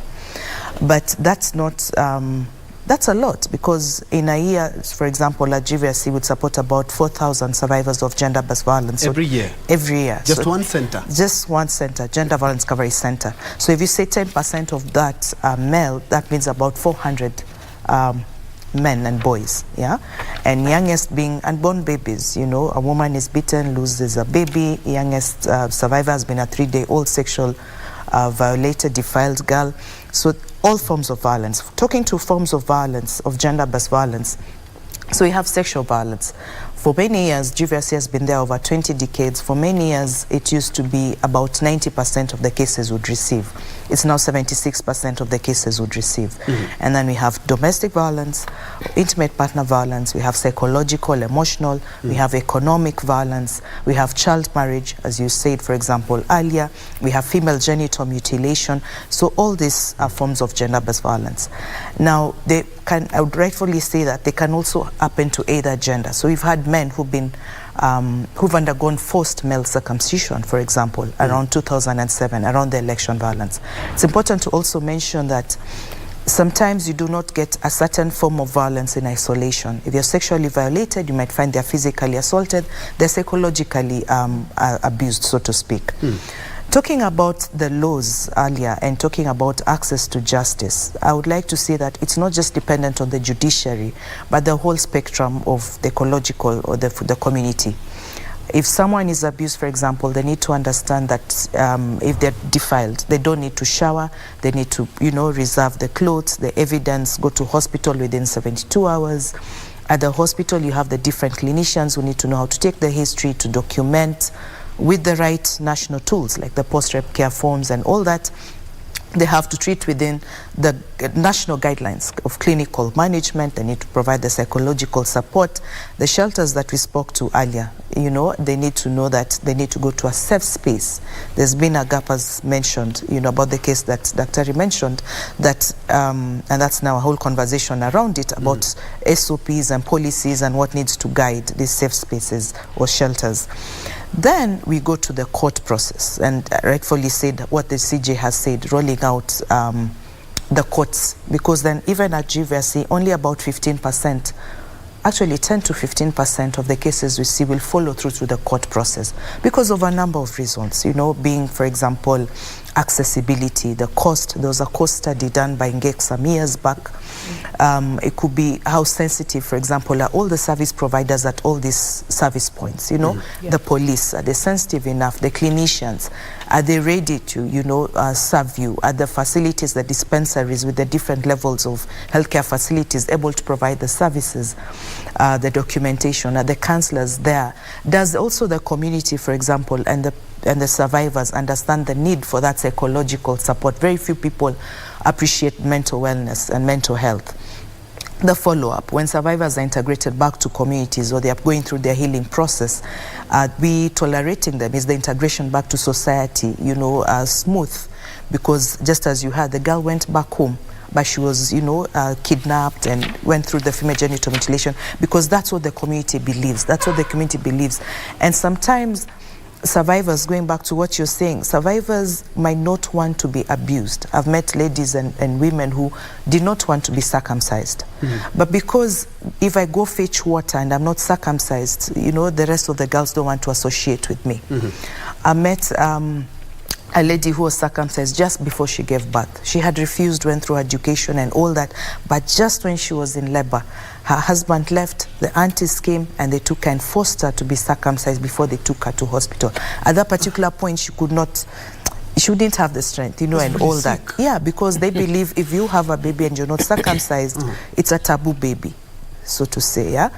So there are all these things. So what I'm trying to say, it's at every level, there has to be that awareness. So it's not just to the public, but it's to everyone. Because even as I work at the center, I've been socialized and raised in this particular community, for example, that is okay with gender-based violence or what is being perpetrated. It's more like a cultural norm, or it's a socialization and all that. So even as we say the police, the teacher, Alberta, the healthcare workers and all that, we still come from this same community. So it has to be right across. Wow. Quite a story. During labor. Anyway, away from that, just out of curiosity, you have men in your recovery center, right? Yes. And there are so many forms of gender-based violence. Yes. What are some of the men there saying happened, or what is their story? So which is the most common form of abuse for the men in your recovery center? Yes. So most of the common form of abuse would be emotional. And interestingly, the emotional abused men will not come to the center. Very few of them will. Because we also do a lot of community awareness and awareness in different existing structures across the country. That's where the men would come out and say, this and this is happening. And there are male engagement sessions that happen. So there they'll talk about the emotional abuse. Or in social spaces, as much as you try to avoid, once they realize that myself or my colleagues work in a gender violence recovery center, then they will open up. And there's once I went and sat somewhere and suddenly I had 5 men I didn't know, and they were busy opening up about the abuses they are undergoing in their relationships with their wives, with their partners. So that's one. 2, physical violence would be the next one. So we've received men who've had hot water poured on them, burns, serious burns, hot oil. We've received men who've had their penises cut. You know, there's a year we had like 4 of them. There's a year one came with their balls, you know, in a paper. So it happens, yes. So men undergo physical violence. The next form of violence by men would be sexual violence. So I've seen men who've been sodomized. I've seen men who've undergone even gang rapes. And as you earlier said, you said something about kangumu. The men that I've seen who've been violated are also very keen on who treats them. So for example, they might not want me to go and visit them, you know, in the wards or in the casualty. They'd want male. So we also have male colleagues who are able, you know, counselors and medics and all that, to be able to provide that. And then not a lot of them, but I've also met men who would really, as you say, kangumu, would want to keep it to themselves. So whereas the women will try and bring their partners or their support systems, the men would want to go through it by themselves. So they will not tell their partners. I've met men who really do not want to tell their partners that they are taking PEP, the post-exposure prophylaxis for HIV. They just want to keep it to themselves. They're home, they're just quiet, you know. They would come back for counseling sessions and support groups and say, my wife is wondering what's happening. Though we encourage, you know, let's have this conversation and share and all that. So they really keep quiet. When you talk about kangumu, men will only come to the center, as I said, when it's serious physical, severe injuries, mostly, or it's been repetitive violence. It's now at the mefika mwisho, you know. And I've met men who, I've met a boy, for example, who came to the center, was about 23 years old. He had been sodomized when he was much younger, and this is the only time he told the father. And this is the time then they're coming for help. So yeah, there are all those dynamics about that. Wow, interesting conversation. Doc, looking at your commission, let's look at FGM. We're talking about, we gave ourselves 2030, right? To be done with the FGM? 2026? We have come down to 2026. All right. Where are we as a country? Because if we look at what even Alberta talked about, our culture, and I come from a community where we still have that. It's not quite eradicated yet. And we will go to some parts of Kisii as well, and in some Samburu as well. We still have some cultures who still cling on to FGM. And as a country, and of course as a commission, you're very keen to ensure that the 2026 deadline is beat. Yes, thank you very much. We are really very keen to even beat the deadline earlier than that. Remember, at one point we talked of 2022. Now, where is Kenya? There is a lot of information, which I call misinformation, that FGM is escalating. It is not. What has happened is a change that has happened. We did not anticipate that change at the beginning, and this is cross-border FGM. And this is what we have now in Migori. The Kuria community, 3/4 of Kurias are in Tanzania. Only 1/4 is in Kenya. Now, they believe in FGM. So what is happening is that when in Kenya it is outlawed, they will walk across the porous border and go and have it done. And when it is not done, the young men across the border in Kenya will want to have it done because this is their community. So there is need now to relook at our strategies and think East African, think of our porous borders, because what is happening right now is not because in Kenya it has not gone down, it's because of those borders. Now, what about Samburu? Has it gone down? Considerably so. So that those who want to do it, and I'm sorry to say this, they have now devised another method of waiting when a girl child is born, they cut, so that nobody gets to know. So this is This kid who is a few days old. It may even be one day. The kid doesn't know what is happening, but the parents have agreed so that we shall not be seen by the government to do the wrong thing. When the kid is born, then we get that kid cut. And who is doing it? Our medics. I want to call upon each and every of our medics to desist from doing that. I've even been telling the young men, sincerely, that piece of meat you want to cut, and I can say this authoritatively, is what will make you enjoy more. Don't you want to enjoy? With that, I concur. Yes. Yeah. So there's no need of cutting. It doesn't matter who you are, but this is the wrong thing. And I think this is why we have the theme for this year's Zero Tolerance Day, where we say we don't tolerate FGM. Actually, that is one thing that we will also be touching on, so that you may tell us exactly, you know, a theme is just a theme unless we work on it. So what is the Commission's gearing towards in regards to making the theme quite substantial here in Kenya and now, work for us? I want to clarify one thing, that we are a constitutional commission. And our mandate is to ensure that policies are there, they have no gaps that would injure the rights of any individual in this country. The next one is the legislation. Is the legislation there? And I said the legislation does exist. The other thing is to check the practice. So who is the implementer? It is the executive arm of government. Ministry X, Ministry Y. Now, in this case, it's the Ministry of Public Service, Gender and Affirmative Action. That is the implementer. And they have an agency, the FGM board, that has to do this. So for us is to oversight and make sure that they are doing that which should be done. Now, when it comes to that theme, what is it that NGEC has done? We have looked at the theme, interrogated the same. That theme is partnership with men and boys to transform social and gender norms to end FGM. Why are we now focusing on the men? Who is it who was the perpetrator in Migori? Of course, it was the brother. That's a man. It is not the time when we said the women were the ones doing FGM activities. The men are doing it. Who is taking their wife to be, if so to say, to be cut?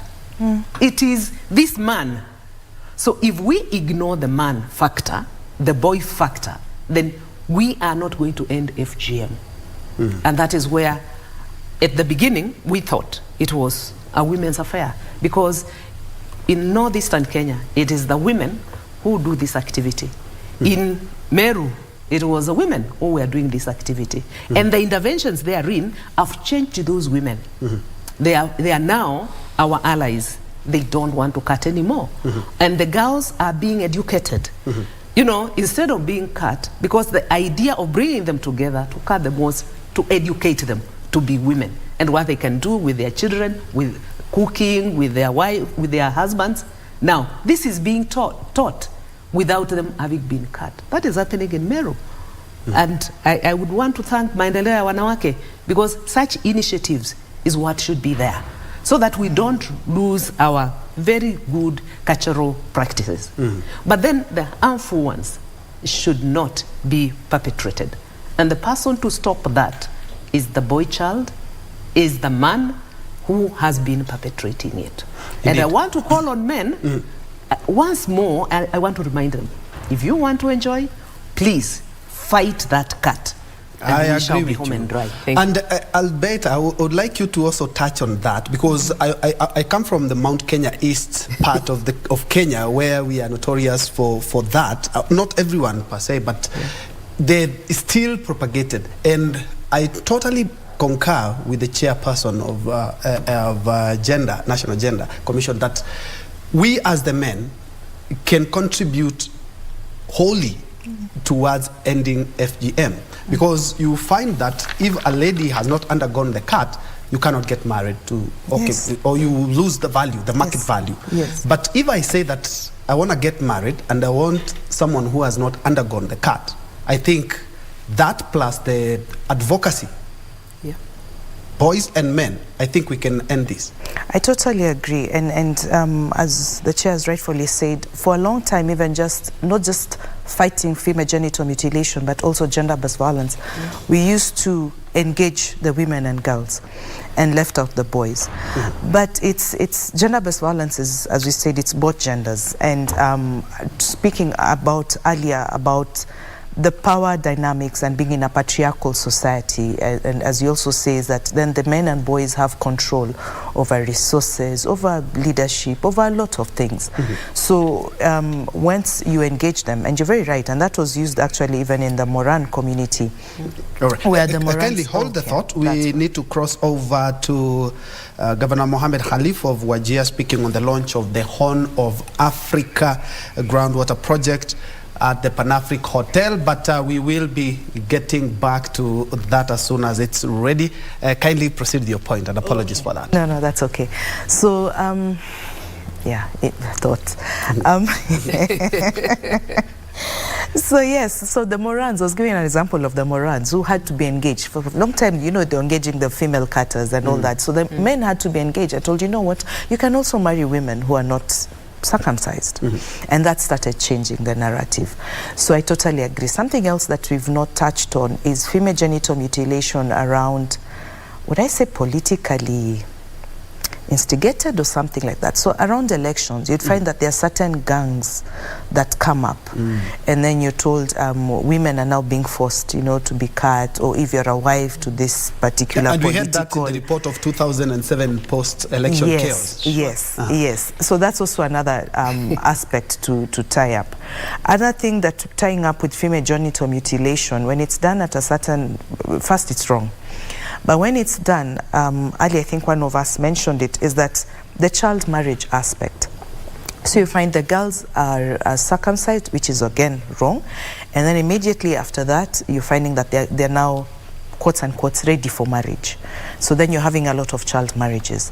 So we need to tie up also fighting female genital mutilation, not just from the male engagement point of view, but the different ministries, like what Dr. was talking about, Ministry of Education, you know, school retention, health, for example, because then this is we need to start educating people about what is this, what are the consequences of this, what's the downside of it, so that not just, yes, it's a crime, but what exactly happens? You know, you have more children, you cannot have healthy life, so to speak, you know, education, transition, and all that. So it needs to be brought up wholesomely, but it is very wrong.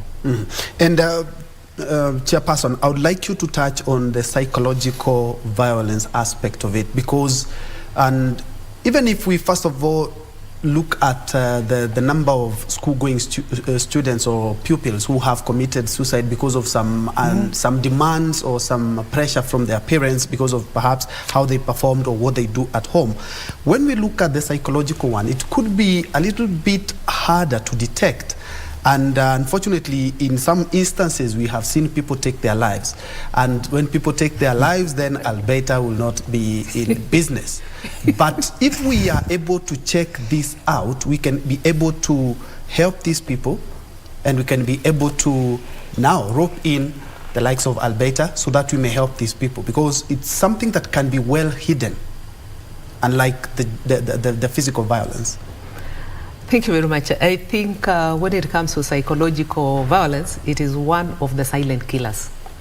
It's so silent, such that what is happening to me, at times I don't want to share with anyone. It is only to me. And when it overwhelms myself, I just go and commit suicide. Now, who is the person best qualified to deal with this? And this is our whole Ministry of Health. There is the mental health campaign. I call it a campaign because there's a real campaign on that. Because we have seen, particularly the police officers, we have seen our police officers killing themselves and at times killing their families just because they have a firearm. We have seen women who wake up and say, now I'm just going to murder this man, the man next to me. And they do it and they succeed. Now, why are they doing this? It's because their cry, nobody saw it, nobody helped them, And our Minister of Health should be able to do this. But when it comes to the youngsters in schools, there is the counseling that goes on in schools. And the school should be able to detect that counseling teacher, whether male or female, should be able to detect that this child has a problem.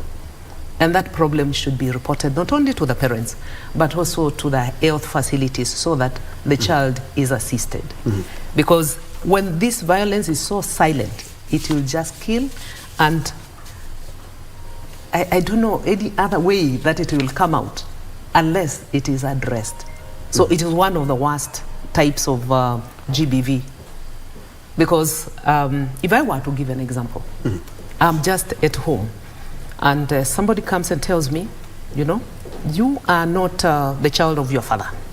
And therefore, when it comes to inheritance, we shall deal with you. They keep on telling me that. Now, I'm not able to ask my parent, am I really your child?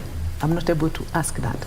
But these people are constantly bashing me on it. So what do I do? Where do I turn? For the girl child, they have this tendency of turning to auntie. So in Nairobi or in the cities and in the towns, where auntie is not, what happens? Something bad is going to happen. So I would say, as much as there is Minister of Health, there is all of us to take care of that, we should also remember our social setups. We should be able to listen to our children. We should make time for our children. Anybody below the age of 18, the parents should be concerned. I know we go to work and forget that we need time with our families.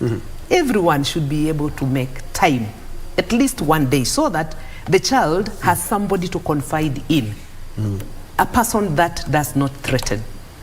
I know as I say this, somebody asked me, Madam, are you aware? And this was somebody in one of the national universities. Are you aware I'm being molested by my father? I said, no. How can your father molest you? I said, my father is always wanting to take me for shopping before I go to school. I go to college. He takes me to a salon. After the salon, he says how beautiful I am. And before he drops me, he takes me to a lodging. I was so disgusted. And this is a university person. And this is the father. Now, where do you confide? I want to call upon the fathers. Please, let us have your daughters being able to confide in you. You are the father. You can't be the one molesting them. So I'm so disappointed when it is the parent who becomes perpetrator. Equally disappointed when it is the sibling who becomes the perpetrator. We should be able, at the family unit, to take care of each other as social norms dictate. Thank you. And because of the interest of time, I'm quite sure Doc here will be listening to this question quite keenly. The policies, the laws that we have to protect anyone who is undergoing any form of gender-based violence, do you believe that is enough to lower the number at rescue centers and in the society? The legal framework, yes, though there's just been some, what would I say? Like the SOA recently, for example, where you're having them, was it leaving it at the discretion of the judge to decide, you know, the sentencing, yet it was already very clear on how the sentencing should be. So apart from that, I believe that we have enough legal framework. You know, we have a Victims Protection Act, we have a witness agency, we have all that. For me, it's more of the implementation of the same, because then we have all these structures, even just the county governments to be able to set up GBV centers, the shelters, everything else. For me, we have police, for example, with the whole reforms section and a mental wellness section. So everything is in place. So it's just about the actioning, but also government putting resources. When you look at the last 5 years, I don't have the analysis here, but when you look at the 5 years, how much is allocated female genital mutilation, gender-based violence services and all that, it's really a very small component. So it's just putting the resources both in human capital and all that. Doc, I want to give you a final word on that as you also wrap up. Thank you. Now, talking of the policies and the legislation, there is one piece of legislation that we are still wanting to work on, and this is the Sexual Offences Act, because it is quite punitive to the girls and the boys. Especially because the young ones. when the young boy interacts with the young girl, they are treated like grown-ups. I mean, the young boy is punished so severely as though he were grown up. So it is something we are looking at. There is already, I will call it a task force for lack of better word. Yes, and also I remember the CJ talked about it as well. Yes, that is looking at Sexual Offences Act so that we don't punish our boys unnecessarily when it is child to child. Yeah. That is something that I needed to say. Now, I needed also to touch on the place of work. Gender-based violence and harassment in place of work. People don't even know that. Oh, yeah. Now, we are supposed to have policies in every institution to show what we are doing about gender-based violence and sexual violence in the place of work. Now, this has not happened to our institutions. So I will be calling upon them to ensure that we have that. The other thing is there is the ILO, International Labour Organization Convention 190. Kenya has not ratified. And I'm calling upon our good government to ensure that this is ratified before the end of this year. In fact, if I had my way, in the next 90 days, we should be ratifying this so that in the place of work, then nobody is being harassed sexually, because that should not be the case. Finally, there is the issue of the children in conflict with the law. Even when they have been violated, they are put where the other grown-up prisoners or in a police station, the holding ground for everyone. Now, they get molested even more. Now, the Children's Act, and everyone knows that we should have children's protection centers in every county. Now, this has not happened. So I want to call on our good governments, our good governors, to have children's protection center in every part of this country, in every county, so that the children in conflict with the law are not molested. Their rights are not violated any further. Thank you. Thank you so much.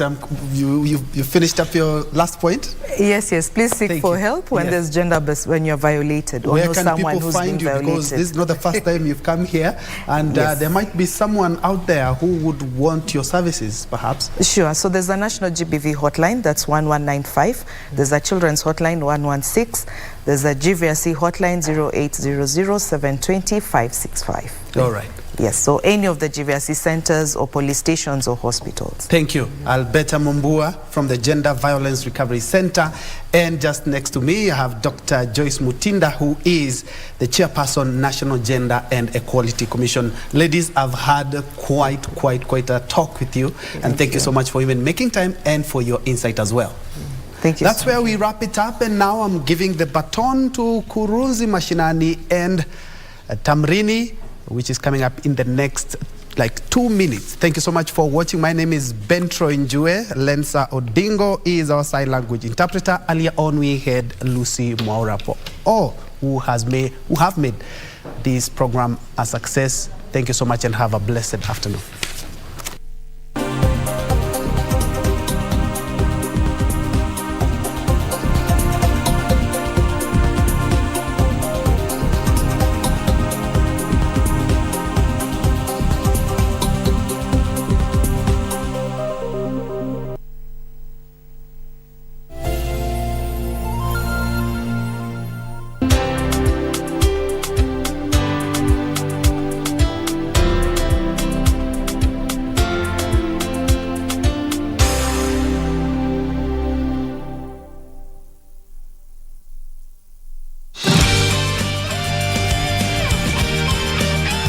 Vivian, actually, Mr. Bai. No worries. I got this. Print these documents and get them to Mr. Bai. I have an interview. Why don't you do it yourself? Also, Yes? yesterday afternoon, let's just put that behind us. It's like he's a totally different person today. Are you dumb or what? What? Will you do everything they say? Have you eaten yet? No, I'm not that hungry. I'm managing. As the head editor here, I personally invite you.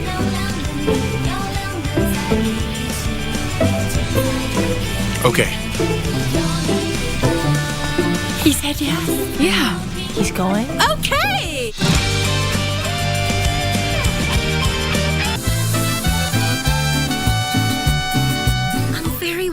try and make a life with you, to live together. Yes, but this isn't the right moment. Can you see this house? This was the one that burned down. Well, you see, the truth is I don't remember things well. Nanny, how can you say that you don't remember? My dear, so many years have gone by. Come on. What I mean to say is he knows something. Because I don't like to tell anyone, no one, even him, what I'm planning to do with my life. It would be better if you tell me. It's just this woman never wanted to negotiate with you, boss. Yes, but everything in life has a price, Matakhan. But I'm not a man who's wishy-washy. I also don't want you to see me as a jerk because I precisely don't want you to suffer.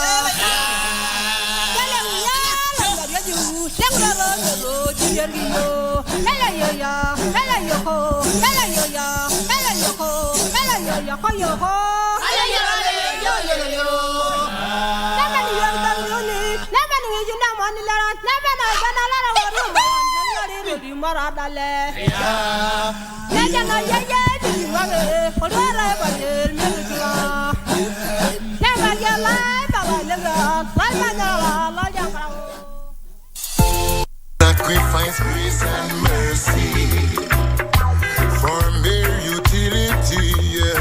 You don't call anymore, 'cause I'm so fucking by you. No.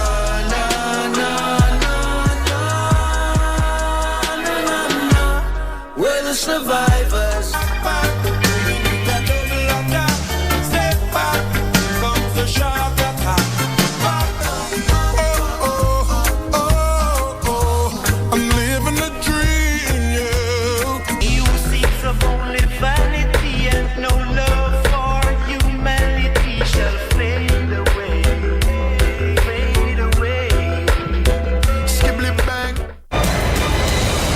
DFB Pokals round of 16. Mainz against Bayern. Musiala, he's dug it out beautifully. And he's seeded back in. Alexander Herk. One Bundesliga side has to go out. Mainz have never reached the final. Bayern have been there more than any other side. And Kimmich! A crisp finish. Only one side can go through. It's going to be a tough fight.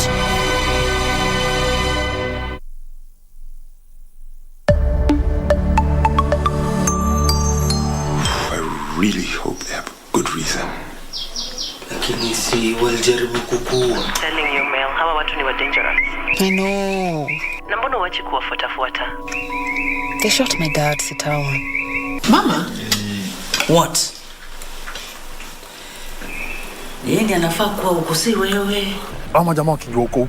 Unataka kuwa umejiingiza kwa noma bure. Na pia mimi utaniingiza kwa ngori. Nishafika sawa. Usinipeleke kabla wajue niko huko. I do not care. Do you understand me? Forget about it.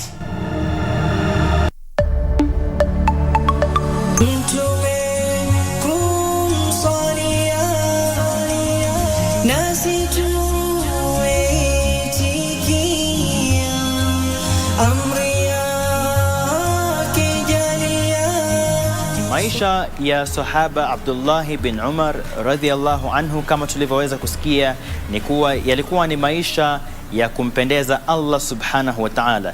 Namwomba Allah subhanahu wa ta'ala atuwezeshe sisi kuwa wenye kufuata vielelezo vyema katika jamii na pia mifano mema kama ya Abdullahi bin Umar radhiyallahu anhu. At KBC Channel 1, we put people at the heart of events with our captivating weekly news features. Every day, we are breaking new grounds with informative, entertaining, and inspiring human interest stories. On Mondays, 9 p.m., we have The Cabinets. Tuesday, 9 p.m., we get inside the barracks for military tales. We delve in the world of cinemas and theater each Wednesday night. For the young and industrious, make a date with us every Thursday at 9 p.m. Fridays are dedicated for my culture. On Saturdays, we go back in time for history in perspective. And on Sundays, we get to know the process of how things are done and made. KBC Channel 1 News features a whole lot of wonderful viewing experience.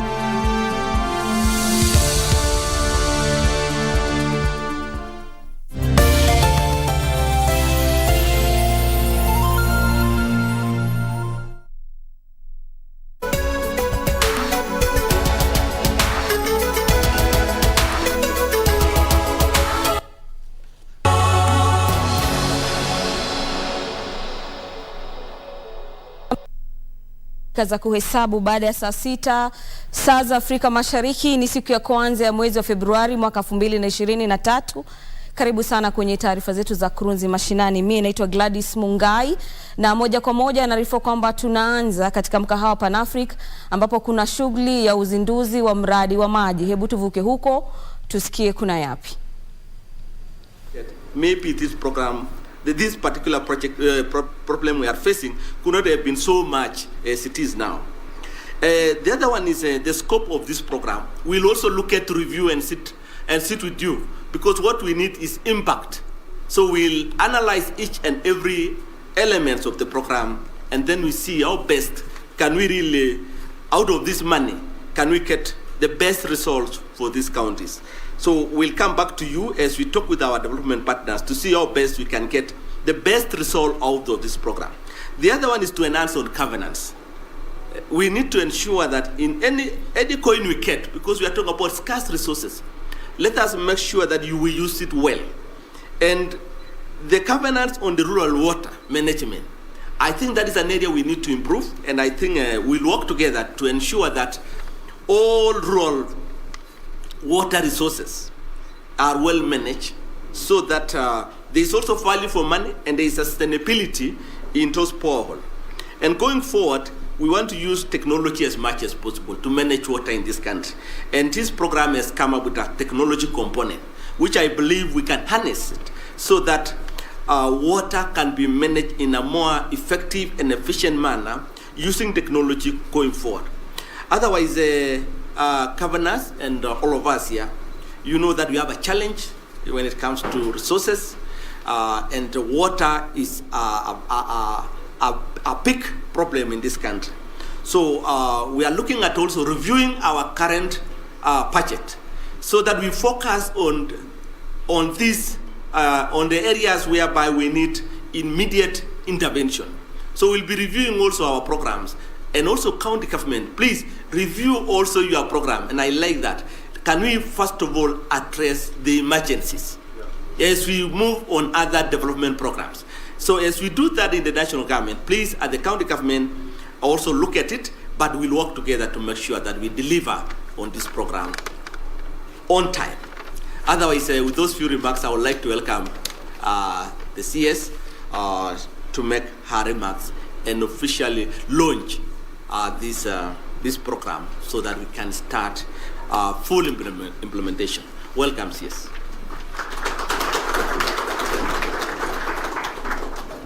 Thank you very much, PS Dr. Rono. We are here. May I once again recognize my counterpart, the Minister for Water and Energy for Ethiopia, the Director for Environment and Agriculture for IGAD. my colleagues here, I will call them colleagues because we've come a long way with some of them, Excellencies, the governors, led by Mohamud, Governor, His Excellency Governor for Marsabit, where I have just come from, I think, 10 days ago. He has assured me that I was a very welcome guest. I think media misunderstood an incident that was not targeted at me. Not media, the social media. I think it's also media. Our partners for this project, without you, this project would not be here. The World Bank and your entire team. My two PSAs steered here by PS Dr. Rono and your teams. I know our water secretary, Engineer Rima, needs a special recognition because he's very passionate about this program. Give him a clap. I know he has worked day and night together with James and Victor and other teams. COG, you are here, the governors are here with their teams, definitely. We have not called a meeting like this, Your Excellencies, to this level of attendance. I want to thank each one of you for coming. The CECs, Your Excellencies, in your governments are part of the steering team that is chaired by the ministry, and therefore we will not be informing you of things that you are not part of. And I'm happy to know that Wajir Governor has been part and parcel and has worked a lot. Wajir Governor? Or is it Garissa Governor? Wajir, yes. He has worked a long way with this project. And today, as we launch this project, Horn of Africa groundwater forest. Ni Waziri wa Maji Alice Wahome akizungumzia kuhusiana na uzinduzi wa miradi ya maji hasa katika maeneo ya kaskazini mwa Kenya. Lakini hapa studioni wanafunzi 4 wa shule ya upili ya Kijabe, hii ni katika kaunti ndogo ya Lari katika kaunti ya Kiambu, wamekamatwa kwa madai ya kuteketeza bweni la shule na kuharibu mali ya dhamani isiyohabainika. Wakazi hao wazazi waliofika shuleni wakiwa na hamaki baada ya wanafunzi kupiga kamsa, wanaitaka Wizara ya Elimu kufanya mabadiliko ya uongozi wa shule hiyo, wakidai kwamba kumekuwa na utepetevu ambao visa 6 sasa vya moto vimeripotiwa katika shule hiyo katika kipindi cha mwaka mmoja uliopita. Maafisa wa usalama wakiongozwa na afisa mkuu wa idara ya upelelezi wa jinai Aris Maingi walianzisha uchunguzi kuhusiana na tukio, na kufikia sasa wanafunzi 4 wamekamatwa. Tukio hilo, mtazamaji, limewadia jana usiku baada ya shule kufunguliwa mwaka mmoja uliopita. Wanafunzi katika shule hiyo waliteketeza bweni na kuwalazimu wanafunzi kulala katika darasa moja ambalo sasa limeharibiwa na moto huo. Juhudi za kutafuta kauli ya mwalimu mkuu wa shule hiyo hazikufua dafu.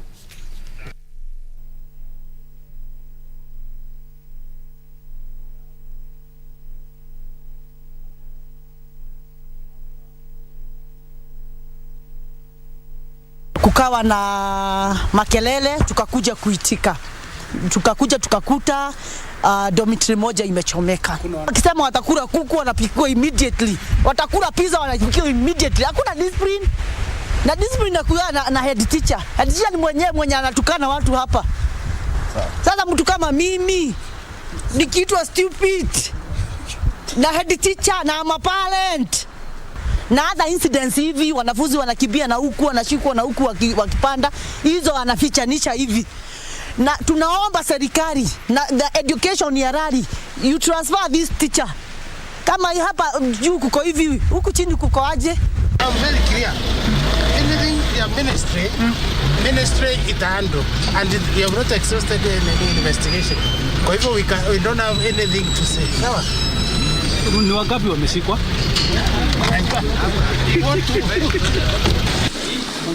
Mtazamaji, tukiachana na hayo ya kuteketezwa kwa mabweni katika kaunti ya Kiambu, sasa tuelekee moja kwa moja katika kaunti ya Mombasa ambapo shirika la IGAD linazindua jopo la watu tajika katika mataifa ambayo watakuwa yanawakilisha mataifa yao, na anaarifiwa kwamba vigogo wanatuzwa katika sekta mbalimbali.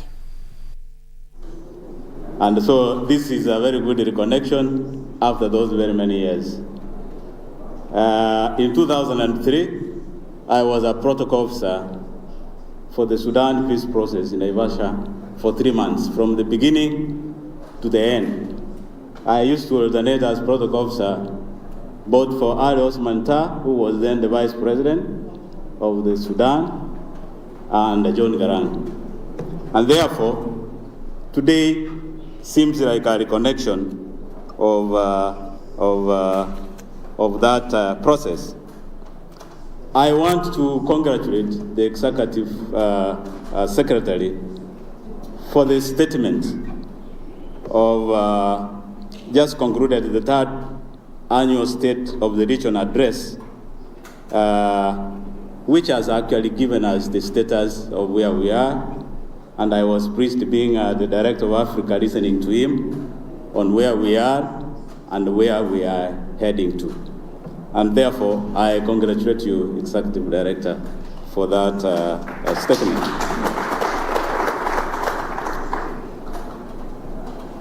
I am honored to be here in this session of launching the eminent persons of IGAD. And as you know, the tradition, the African tradition, most issues are resolved by eminent persons, or what we call the Council of Elders. The Council of Elders normally do a lot of work, sometimes which you may not be able to enumerate, but it's in terms of peaceful resolution of conflict and the promotion of social integration. And therefore, I am sure that they will be key in social integration of our region.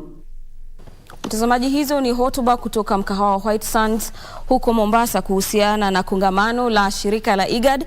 Kwa sasa naarifiwa kwamba tuvuke katika mkahawa Pan Africa ambapo waziri wa maji Bi Alice Wahome anazungumza, na kuacha naye baada ya muda usio mrefu tutakuwa tunavuka katika studio yetu ya pili tukufahamishe mengi kwenye kitengo cha Tamrini. Endelea kutizama.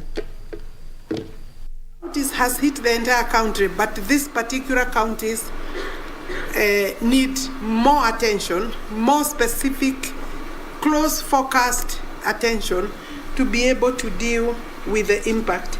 So allow me therefore to quickly just, politicians are good at speaking off the cuff. I'm no longer a politician because now I'm a cabinet secretary. But you have to cure, with the time, we shall cure the illness of politicians speaking on script.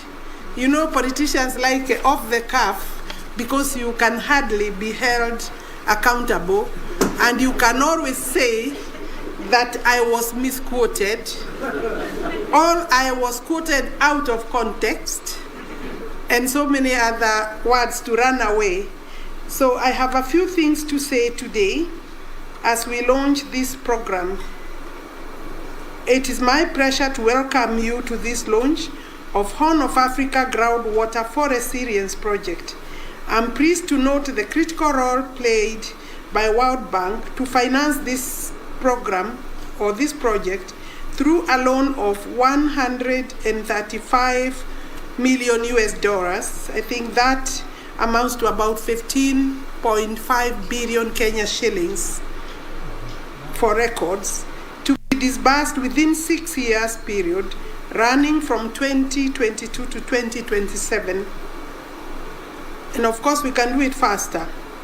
Water is a major resource to the country's socio-economic development and achievement of Kenya Kwanza Manifesto on reducing the cost of living, creating jobs and improving the livelihood of the people. Despite Kenya facing enormous challenge in meeting human and ecological needs for water, the government of Kenya is putting measures in place to ensure that there is 100% water coverage for every household by year 2030. Currently, and I'm sure it's maybe somewhere down the line, we are standing at around 70%, but in the rural areas a bit low at maybe 50, 53, going to 60, and our target is to reach 60 to 70 in the rural areas. But in towns, we target 100% by 2030. And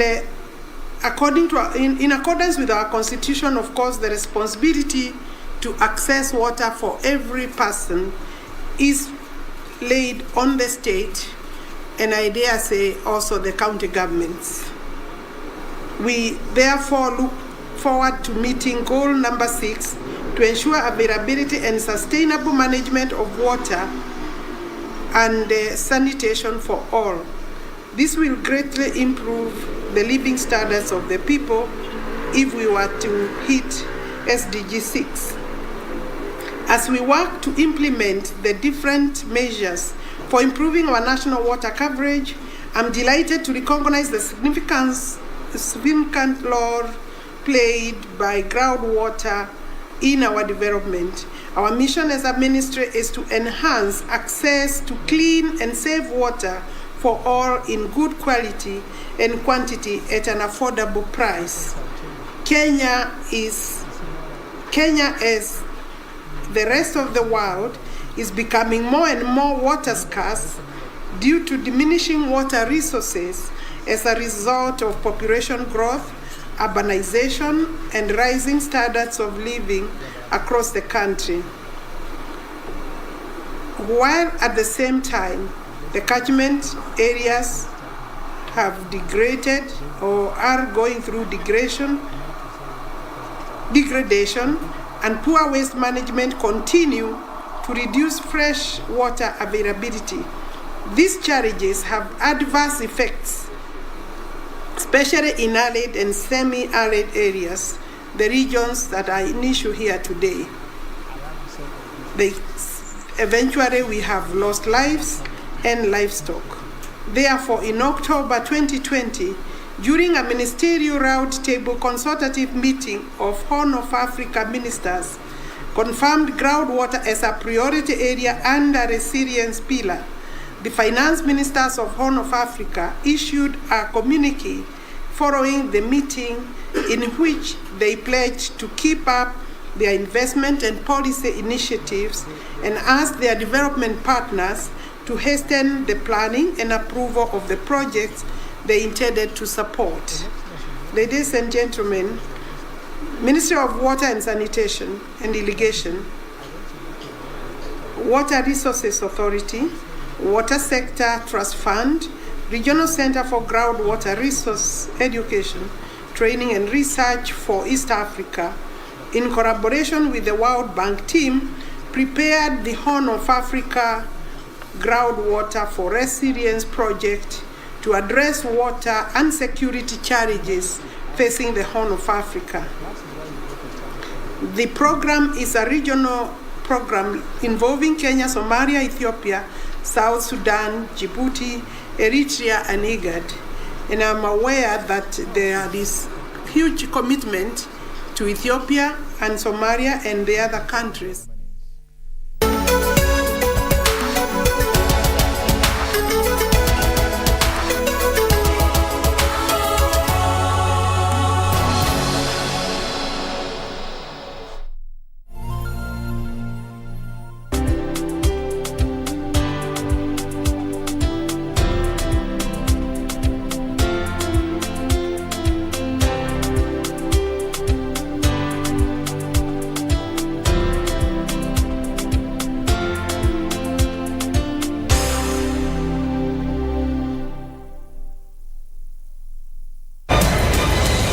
The DFB Pokals round of 16. Mainz against Bayern. Musiala, he's dug it out beautifully. And he's Sieber back in. Alexander Herk. One Bundesliga side has to go out. Mainz have never reached the final. Bayern have been there more than any other side. And Kimmich! A crisp finish. Only one side can go through. It's going to be a tough fight.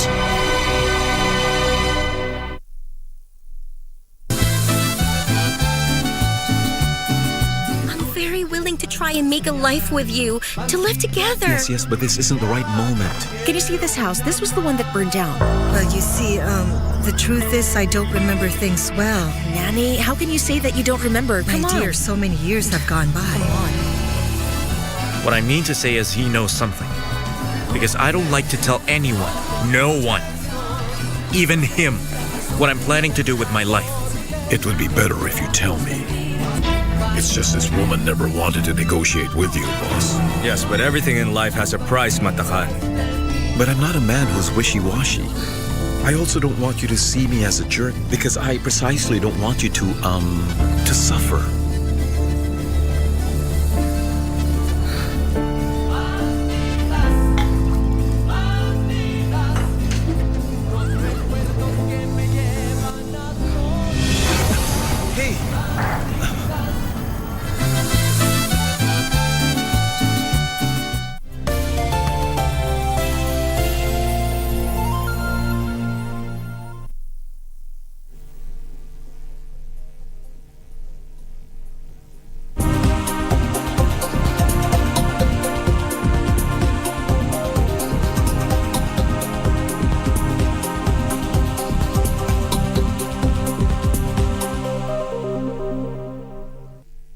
Karibu tena mtazamaji, na kwa hivi sasa tutakuwa tunaingia kwenye kitengo cha Tamrini, na anasema shukran za dhati kwa kuendelea kutazama runinga ya Channel 1. Mimi naitwa Gladys Mungai. Studioni hii leo tutakuwa tunazungumzia masuala ya usalama pamoja na masuala ya siasa.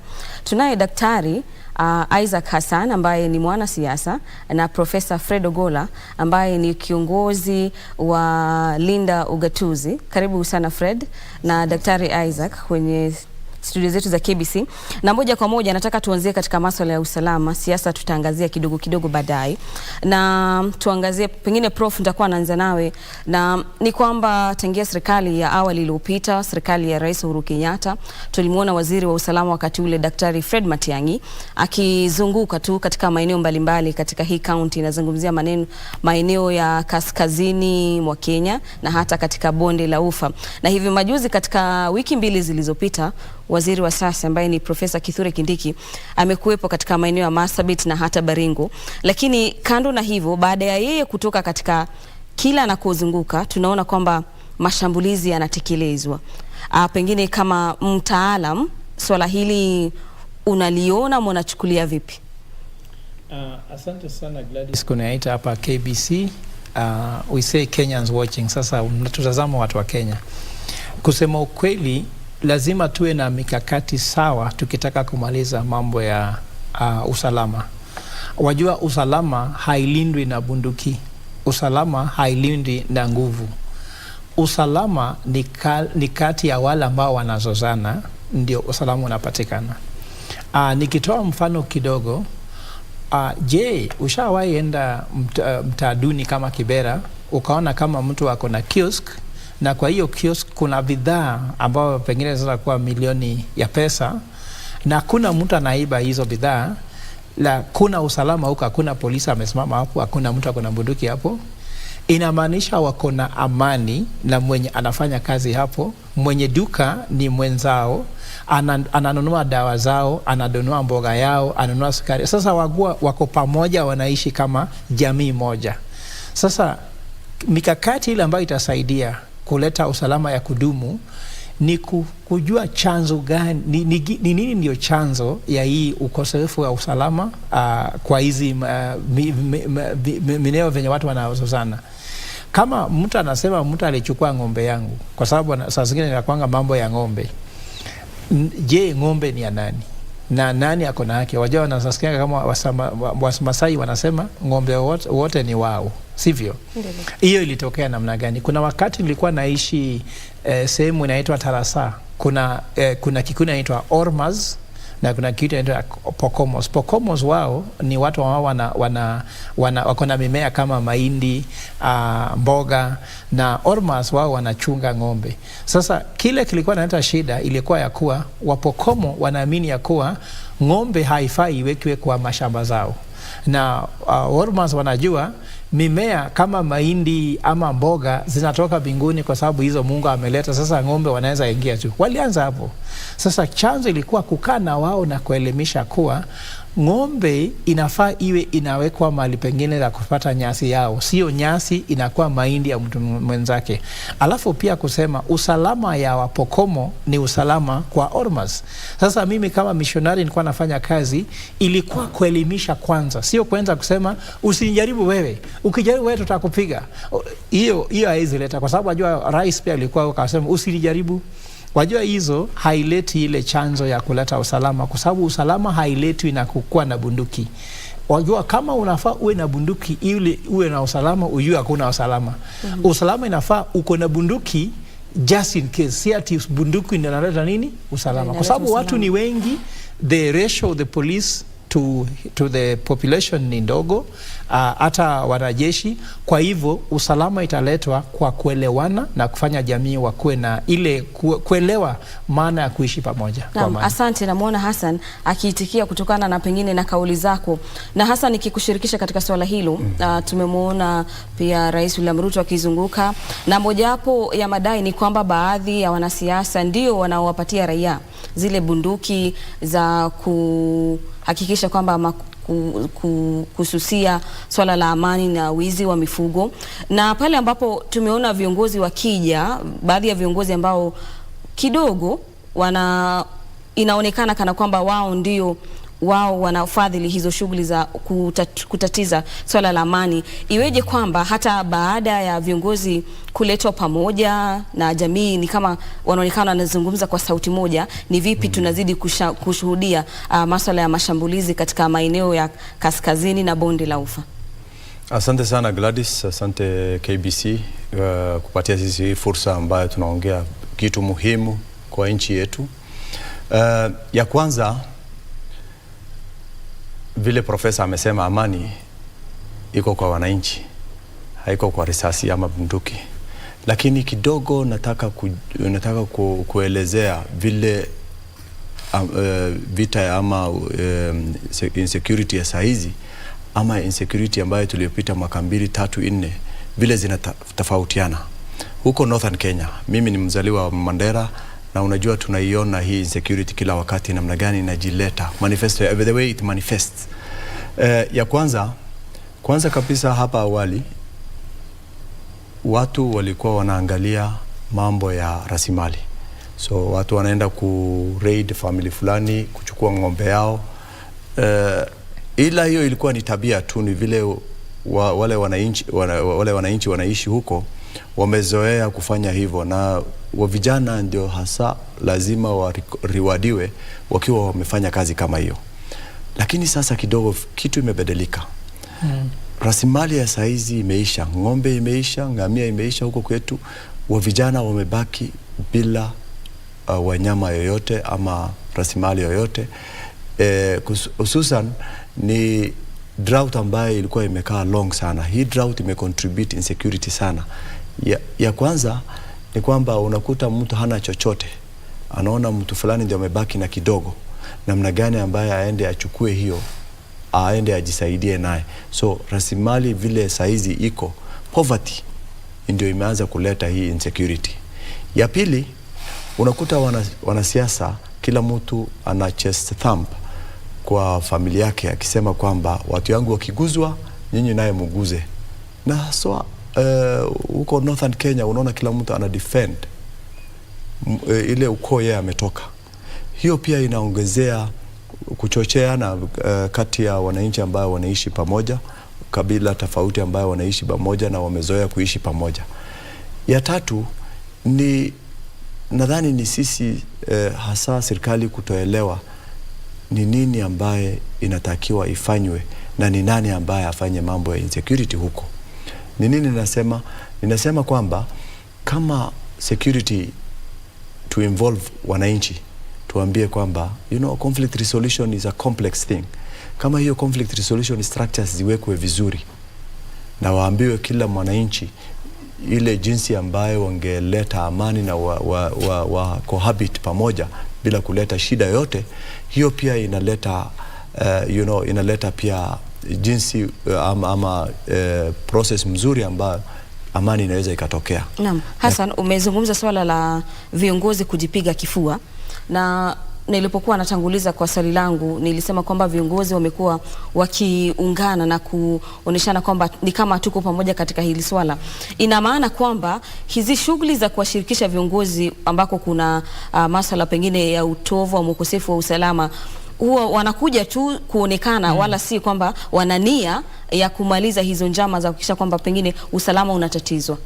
Inaweza kuwa hivyo. Nadhani kwanza kabisa watu ya siasa kila wakati wanakuanga na agenda fulani, na agenda yao ni kukaa na hiyo kiti yao, na jinsi ambayo inaweza kuwa waweze kukaa kwa hiyo kiti muda ambayo inawezekana. Lakini shida ni moja, hasa hutaona mtu akiongea juu ya amani. Utakuta mtu akisema watu yangu wamegongwa, watu fulani akafanywa hivyo. Unajua vile unatamuka vitu fulani ukiwa kiongozi, wananchi wanaiona kivingine. So wananchi wanahitaji ile kitu wewe unasema lazima iwe bayana, kitu ambaye wanaweza wakafuatilia vizuri, kitu ambaye wanaielewa vizuri. Lakini saa zingine mwanasiasa anaweka lugha ambaye kila mwananchi hawezi akaelewa, na hiyo lugha ambaye yeye anaweka huko wengine wanatafsiri kivingine, mpaka inakuwa kwamba yani anachochea kabila upande, yani yeye ukoo yake ambaye yeye hasa ametoka, na anachochea wale wengine. Umesikia kwa mfano juzi Turkana wananchi wakalia, lakini viongozi wakaongea. Viongozi wakisema hakuna, sijaona mtu yote anaongea juu ya amani. Kila mtu alisema watu wetu wamemalizwa, sisi hatuwezi kubali hii, lazima sisi tujikinge. Unajua kiongozi akianza kuongea hivyo, mwananchi anachukulia sasa, naona kiongozi yake yani lead in the process, kwa hivyo hata hao watachukua hatua fulani. So sana mahali ambaye rasilimali ambaye imekuwa shida na wanasiasa wanachochea ama viongozi ni hasa wanaangalia interest yao. Lakini kuna point moja ingine upande ya Northern Kenya, for example mahali Mandera mimi natoka, unasikia kila wakati tawa ya simu imelipuliwa na Al-Shabaab. Unasikia kulikuwa na Al-Shabaab leo waligonga watu fulani. Mimi kwa maoni yangu, wananchi wanajua ni nani anapita huko kwao. Sana wanazunguka sana kila mahali wako. Wanajua who is coming into their areas. Sidhani kama hiyo ni Al-Shabaab, ni jina ambayo lugha tu wanaitumia, ama wanatumia hiyo jina kufanya uhalifu. Na sana utakuta kama kutakuwa na kabila fulani iko na shida fulani, unaona mtu anaenda kufanya kitu mbaya huko somewhere kwa ile kabila nyingine ndani yake, lakini wanalaumu watu ambaye hawako hapa Kenya. Na hata kama wako, wewe ukiwa mwananchi, namna gani walipita huko ndani mpaka wakafika 200 kilometers ndani ya makao yenu, alafu wameenda kutengeneza uhalifu huko, na tena wakapita hapa na security apparatus wako, na hakuna mtu amemwambia. Na mtu akivaa nguo ya kimila huko, hutajua huyu ni nani, lakini lazima wewe ndio uambie mtu fulani sio mtu ya hapa kwetu, mtu fulani ana nia mbaya, lazima watu ya security waangalie hiyo maneno. Naam. Nafikiri Prof, nitakuwa na kushirikisha tu hivi karibuni, lakini Hassan unasema kuhusiana na jamii kuja kuzungumza na kusema, na nafikiri tulishuhudia wazazi wawili watatu wakijitokeza miaka iliyopita na kusema kwamba mwanangu ni kana kwamba ameenda kufunza pengine masuala ya Al-Shabaab.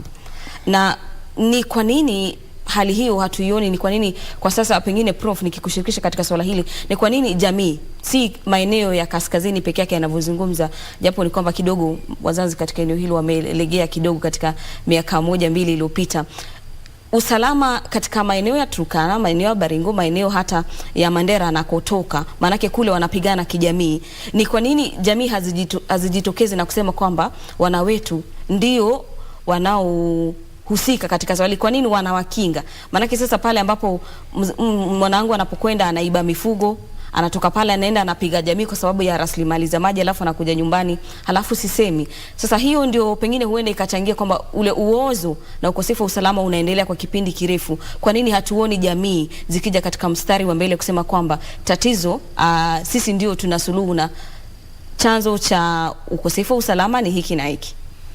Katika ile manifesto yetu kama Operation Endo Gatuzi tumekuwa na maneno matatu.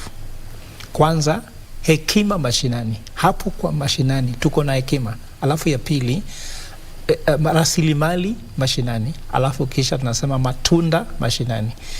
Hii ni filosofia yetu. Na kwa hiyo filosofia tunasema ya kuwa vitu zinabaki vile ziko kulingana na watu wawili. Moja, faida. Faida ni nini? Alafu ya pili, mnufaika. Mwenye anafaidika na hiyo faida. Kama udabadilisha vitu mwenye anafaidika na ujabadilisha faida, hakuna mabadiliko. Kumaanisha kuwa huko sehemu za Baringo ama huko Mandera kaskazini, kuna watu wanafaidika na hii ukosefu ya usalama, na kuna faida ya ukosefu ya usalama. Hakuna kitu ambayo inaendelea kama hakuna faida. Sasa tusipobadilisha faida ama tujabadilisha mnufaika kwa faida hiyo, hatuwezi badilisha hiyo usalama. Sasa kama wazazi wanajua sababu gani mtu anaenda kufanya kitu fulani, pengine wanatumwa, wanalipwa. Mtu kama tai, kama we ni mzazi na mtoto wako analipwa pesa ili alete ukosefu ya usalama, analeta pesa nyumbani, je, utamsema? Kumaanisha kuwa kuna mtu anafaidika, na kwa sababu mtu anafaidika, kuna faida ambayo inatoka kwa mtu fulani. Kumaanisha kuna mtu amesimamia kuleta hiyo faida. Tusipobadilisha faida, hata kama tuseme kama hapa KBC, kama kuna tabia fulani ambayo sio mzuri na kuna mtu anafaidika na hiyo tabia, usipobadilisha huyo mtu hapa, kutaendelea na hiyo tabia. Ama ukibadilisha faida, iwe faida nyingine anapata ambayo inatokana na kuwa na usalama, atapatika. Sasa je, wale ambao vile Hassan ameeleza vizuri sana, ilikuwa kwanza vijana walikuwa nafanya tu kama tabia. Kama tuseme kama tulikuwa high school, ilikuwa ikifika wakati wa closing day, kunasema nitafunga mwaka na wewe. Tunapigana tu, si ati tumekosana. Tunapigana tu. Ilikuwa tu tabia ile ya mchezo, sivyo? Sasa ukileta mbali ukisema sasa kaskazo hakuna ng'ombe, hakuna ngamia, sasa vijana wamekosa ile faida walikuwa napata kwa kuenda kuchukua ng'ombe ya mtu ama ngamia ya mtu. Je, tunafaa tulete chakula ama tufate njia ya mapato Mandera, ili hao vijana wawe wanashughulika na mapato, kutafuta mapato ile kwa njia halisi, badala kuitafuta kwa njia ambayo sio halisi. Hiyo itatoa hiyo mambo, kwa sababu kama mtu ako na njaa, mtu haezi enda shuleni, hana school fees. Mtu anaona kama akiwa mgonjwa, mamake akiwa mgonjwa, haezi pata dawa, si atafata njia ya uhalifu ya kuitafuta. Ndio maana tunasemanga kama ufukara inaenda chini, uhalifu inapanda. Kama na ufukara ikipanda, uhalifu inapanda. Sasa hao vijana ambao pengine wanakuwa wanatembea tu mtaani, pengine wanafanya mambo ambayo sio mzuri, ukiwaweka kazini ama wameenda shuleni, kwa ile njia wanaweza pata mapato. Na kuambia Gladys, utaona kama uhalifu itapungua. Sasa hii nenda ujenge kampuni pale Mandera, penye watu wanaamka wanaenda shuleni. Utakuwa unachukua 100-200 kwenda kupiga mtu, na we ukienda kazini utakula shilingi 300 kwa siku. Haiwezekana. Itaonekana hii faida ya kwenda kazini itakuwa mzito zaidi kuliko faida ya kwenda kupiga mwenzako. Naam. Asante. Hassan, anavyosema Prof ni kwamba kuhusiana na masuala ya maendeleo yakienda juu, uhalifu utapungua. Lakini kando na hivyo, miaka imezidi 10 na kuendelea tangia ugatuzi ulipokuja, na pale ambapo kulikuwa kunazinduliwa mradi wa maji pale katika mkahawa wa Pan-Africa, umesema kwamba pengine unahisia kinzani. Na pale ambapo tunaangalia masuala ya ugatuzi kama ambavyo Prof amedokeza, hii miaka yote kaskazini mwa Kenya inafaa kuwe na hizi mabawa za maji, ndiposa pengine zile vita baina ya jamii kutokana pengine na swala la ukosefu wa maji ama uchache huo ukatatuliwa. Asante sana. Kwanza kabisa, Northern Kenya shida yake haijaanza juzi, ni shida ambayo ilikuwa kwa muda mrefu, na kila serikali wanakuanga na mpango fulani ya kutatua hiyo shida, lakini ni nini ndio imeshikilia mpaka hatuwezi kupata suluhu?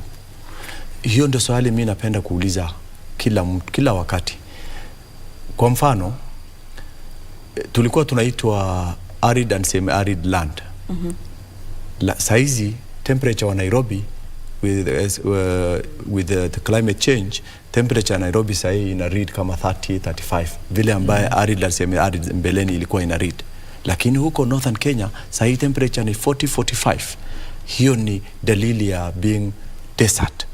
Sasa Northern Kenya ikikuwa desert, Nairobi na environ yake ama hii area zingine ambaye sahi temperature imeenda juu itakuwa arid na semi-arid. Inamaanisha nini sasa? Hatutakuwa na miti yoyote, mimea yoyote ikimea huko kwetu. Na kama ni bwawa la maji tulikuwa tunatengenezanga hizi ndogo ndogo, hiyo temperature evaporation itakuwa very high. Inamaanisha maji haita last kwa ile muda ambaye tungependelea.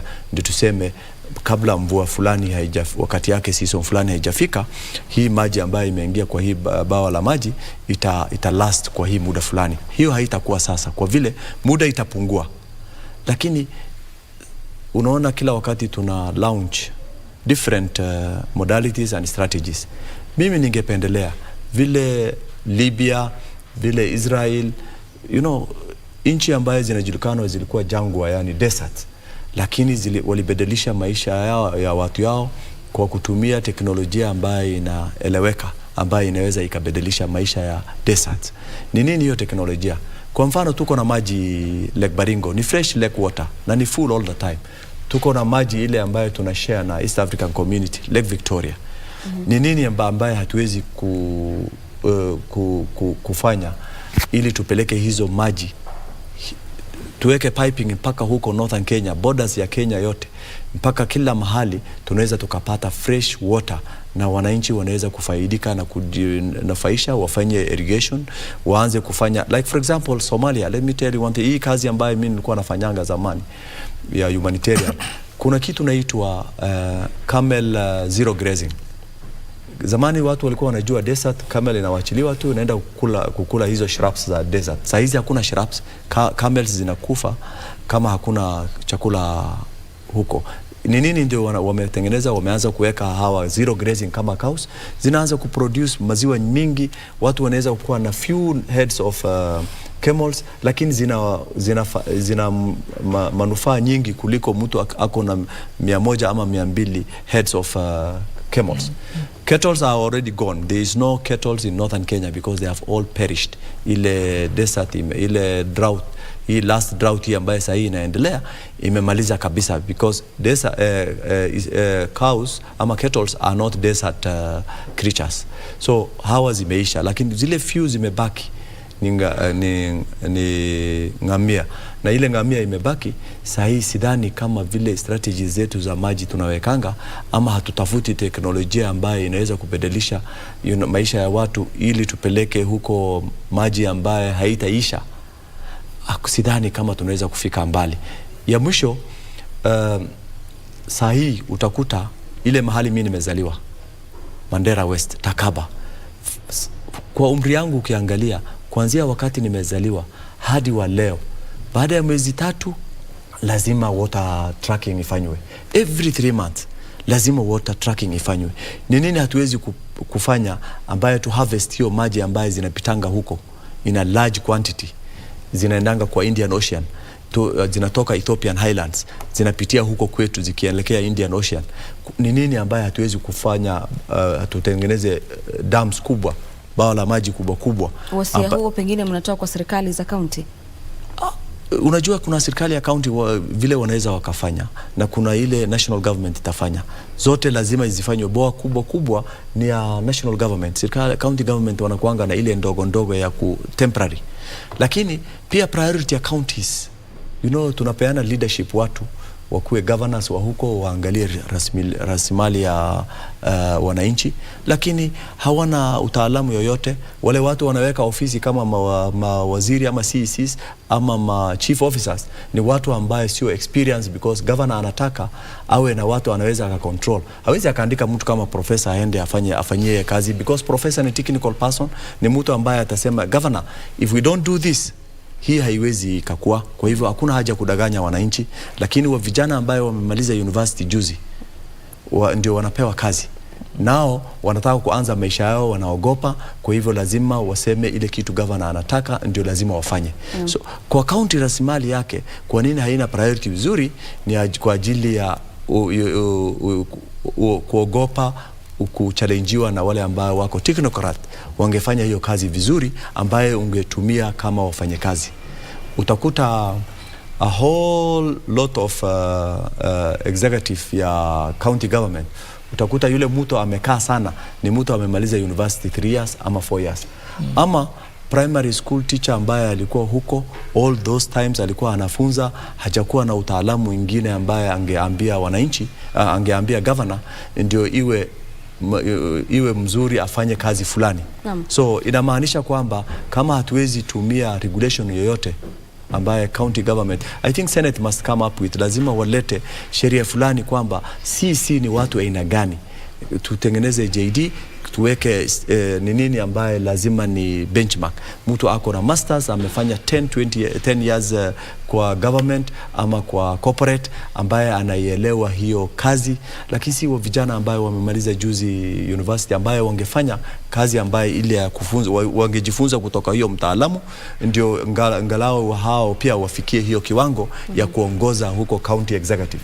Lakini ukianza kupatia hao kazi ya executive na maisha, unamaliza maisha yao, kwanza umepatia top job ambaye political, baada ya mwaka 5 kama governor yule mwingine hajaingia anatemwa, kijana maisha yake ama msichana maisha yake inaishia huko.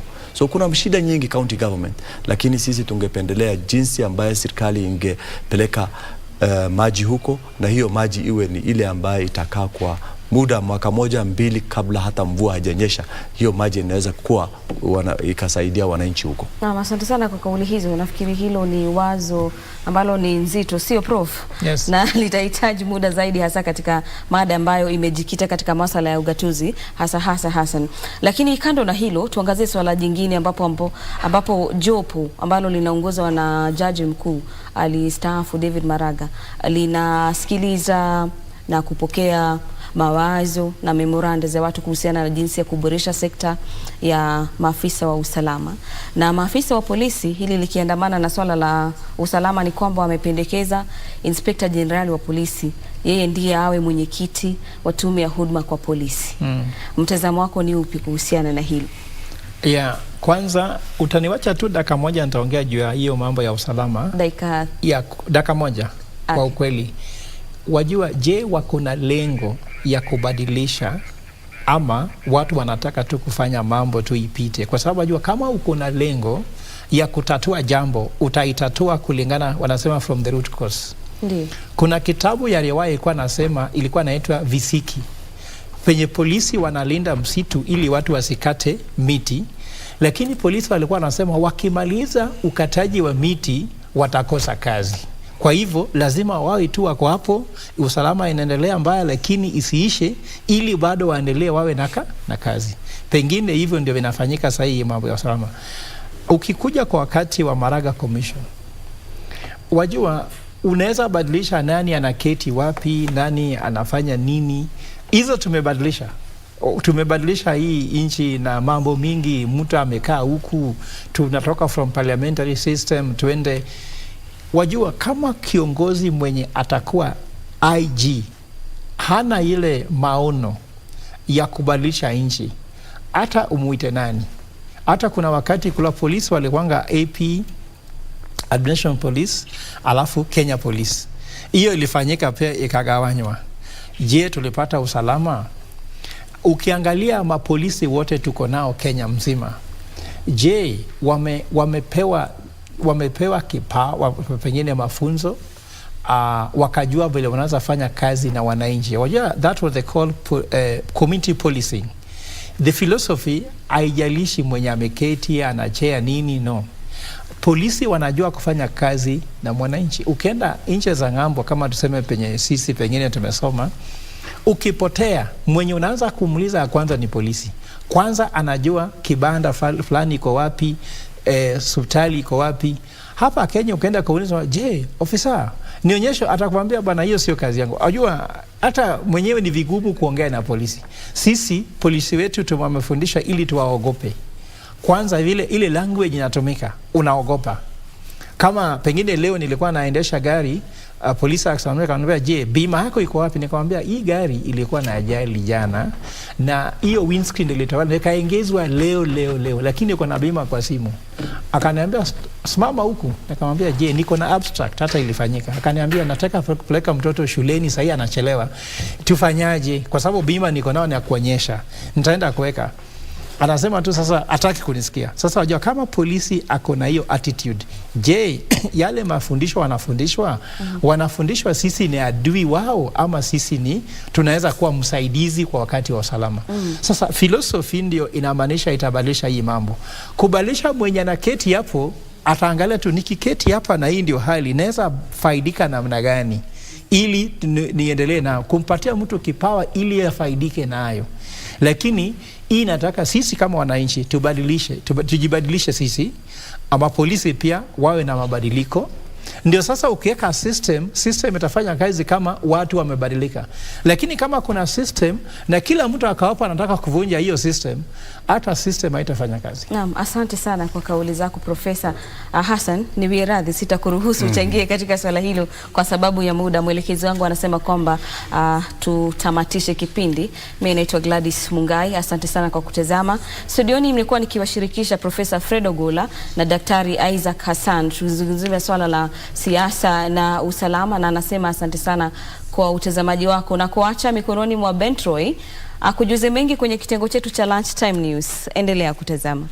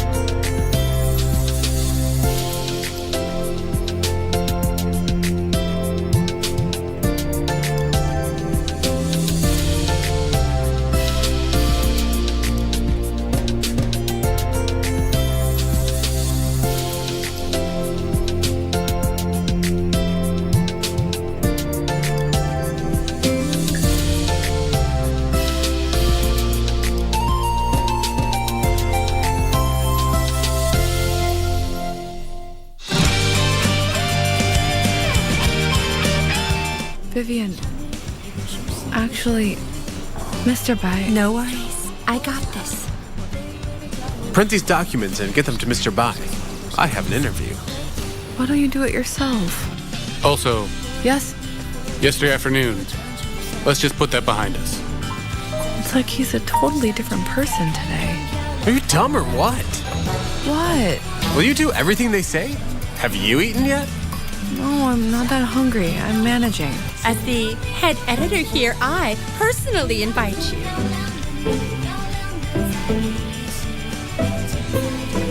Okay.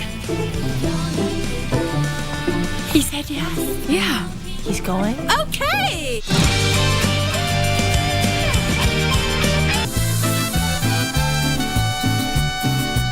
Very willing to try and make a life with you, to live together. Yes, but this isn't the right moment.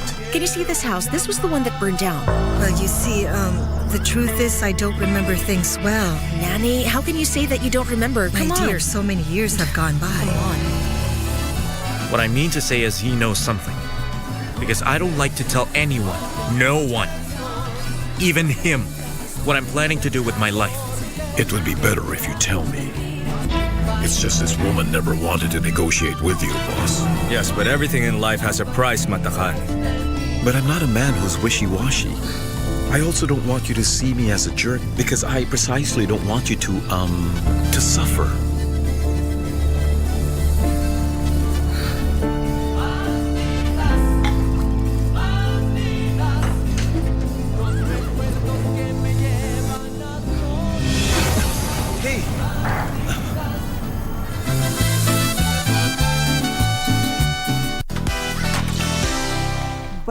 mbwembwe, shangwe, vifijo, and nderemo. All of those things mean what? Yes, maybe I didn't understand. Means you need a kamusi. I don't speak Kizungu,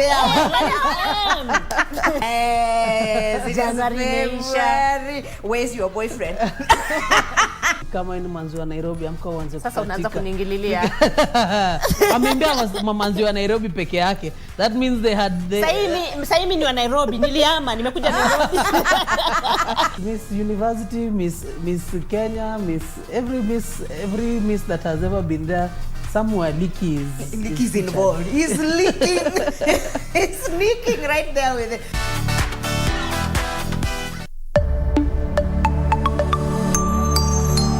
I really hope they have good reason.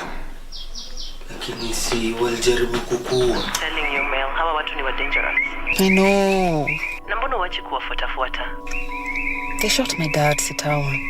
Mama? What? Yeye ndiye anafaa kuwa huko, si wewe. Ama jamaa wakijua huko. Unataka umejiingiza kwa noma bure. Na pia mimi utaniingiza kwa ngori. Nishafika sawa. Usinipeleke kabla wajue niko huko. I do not care. Do you understand me? Forget about it. Sacrifice grace and mercy for mere utility. Yeah. You don't call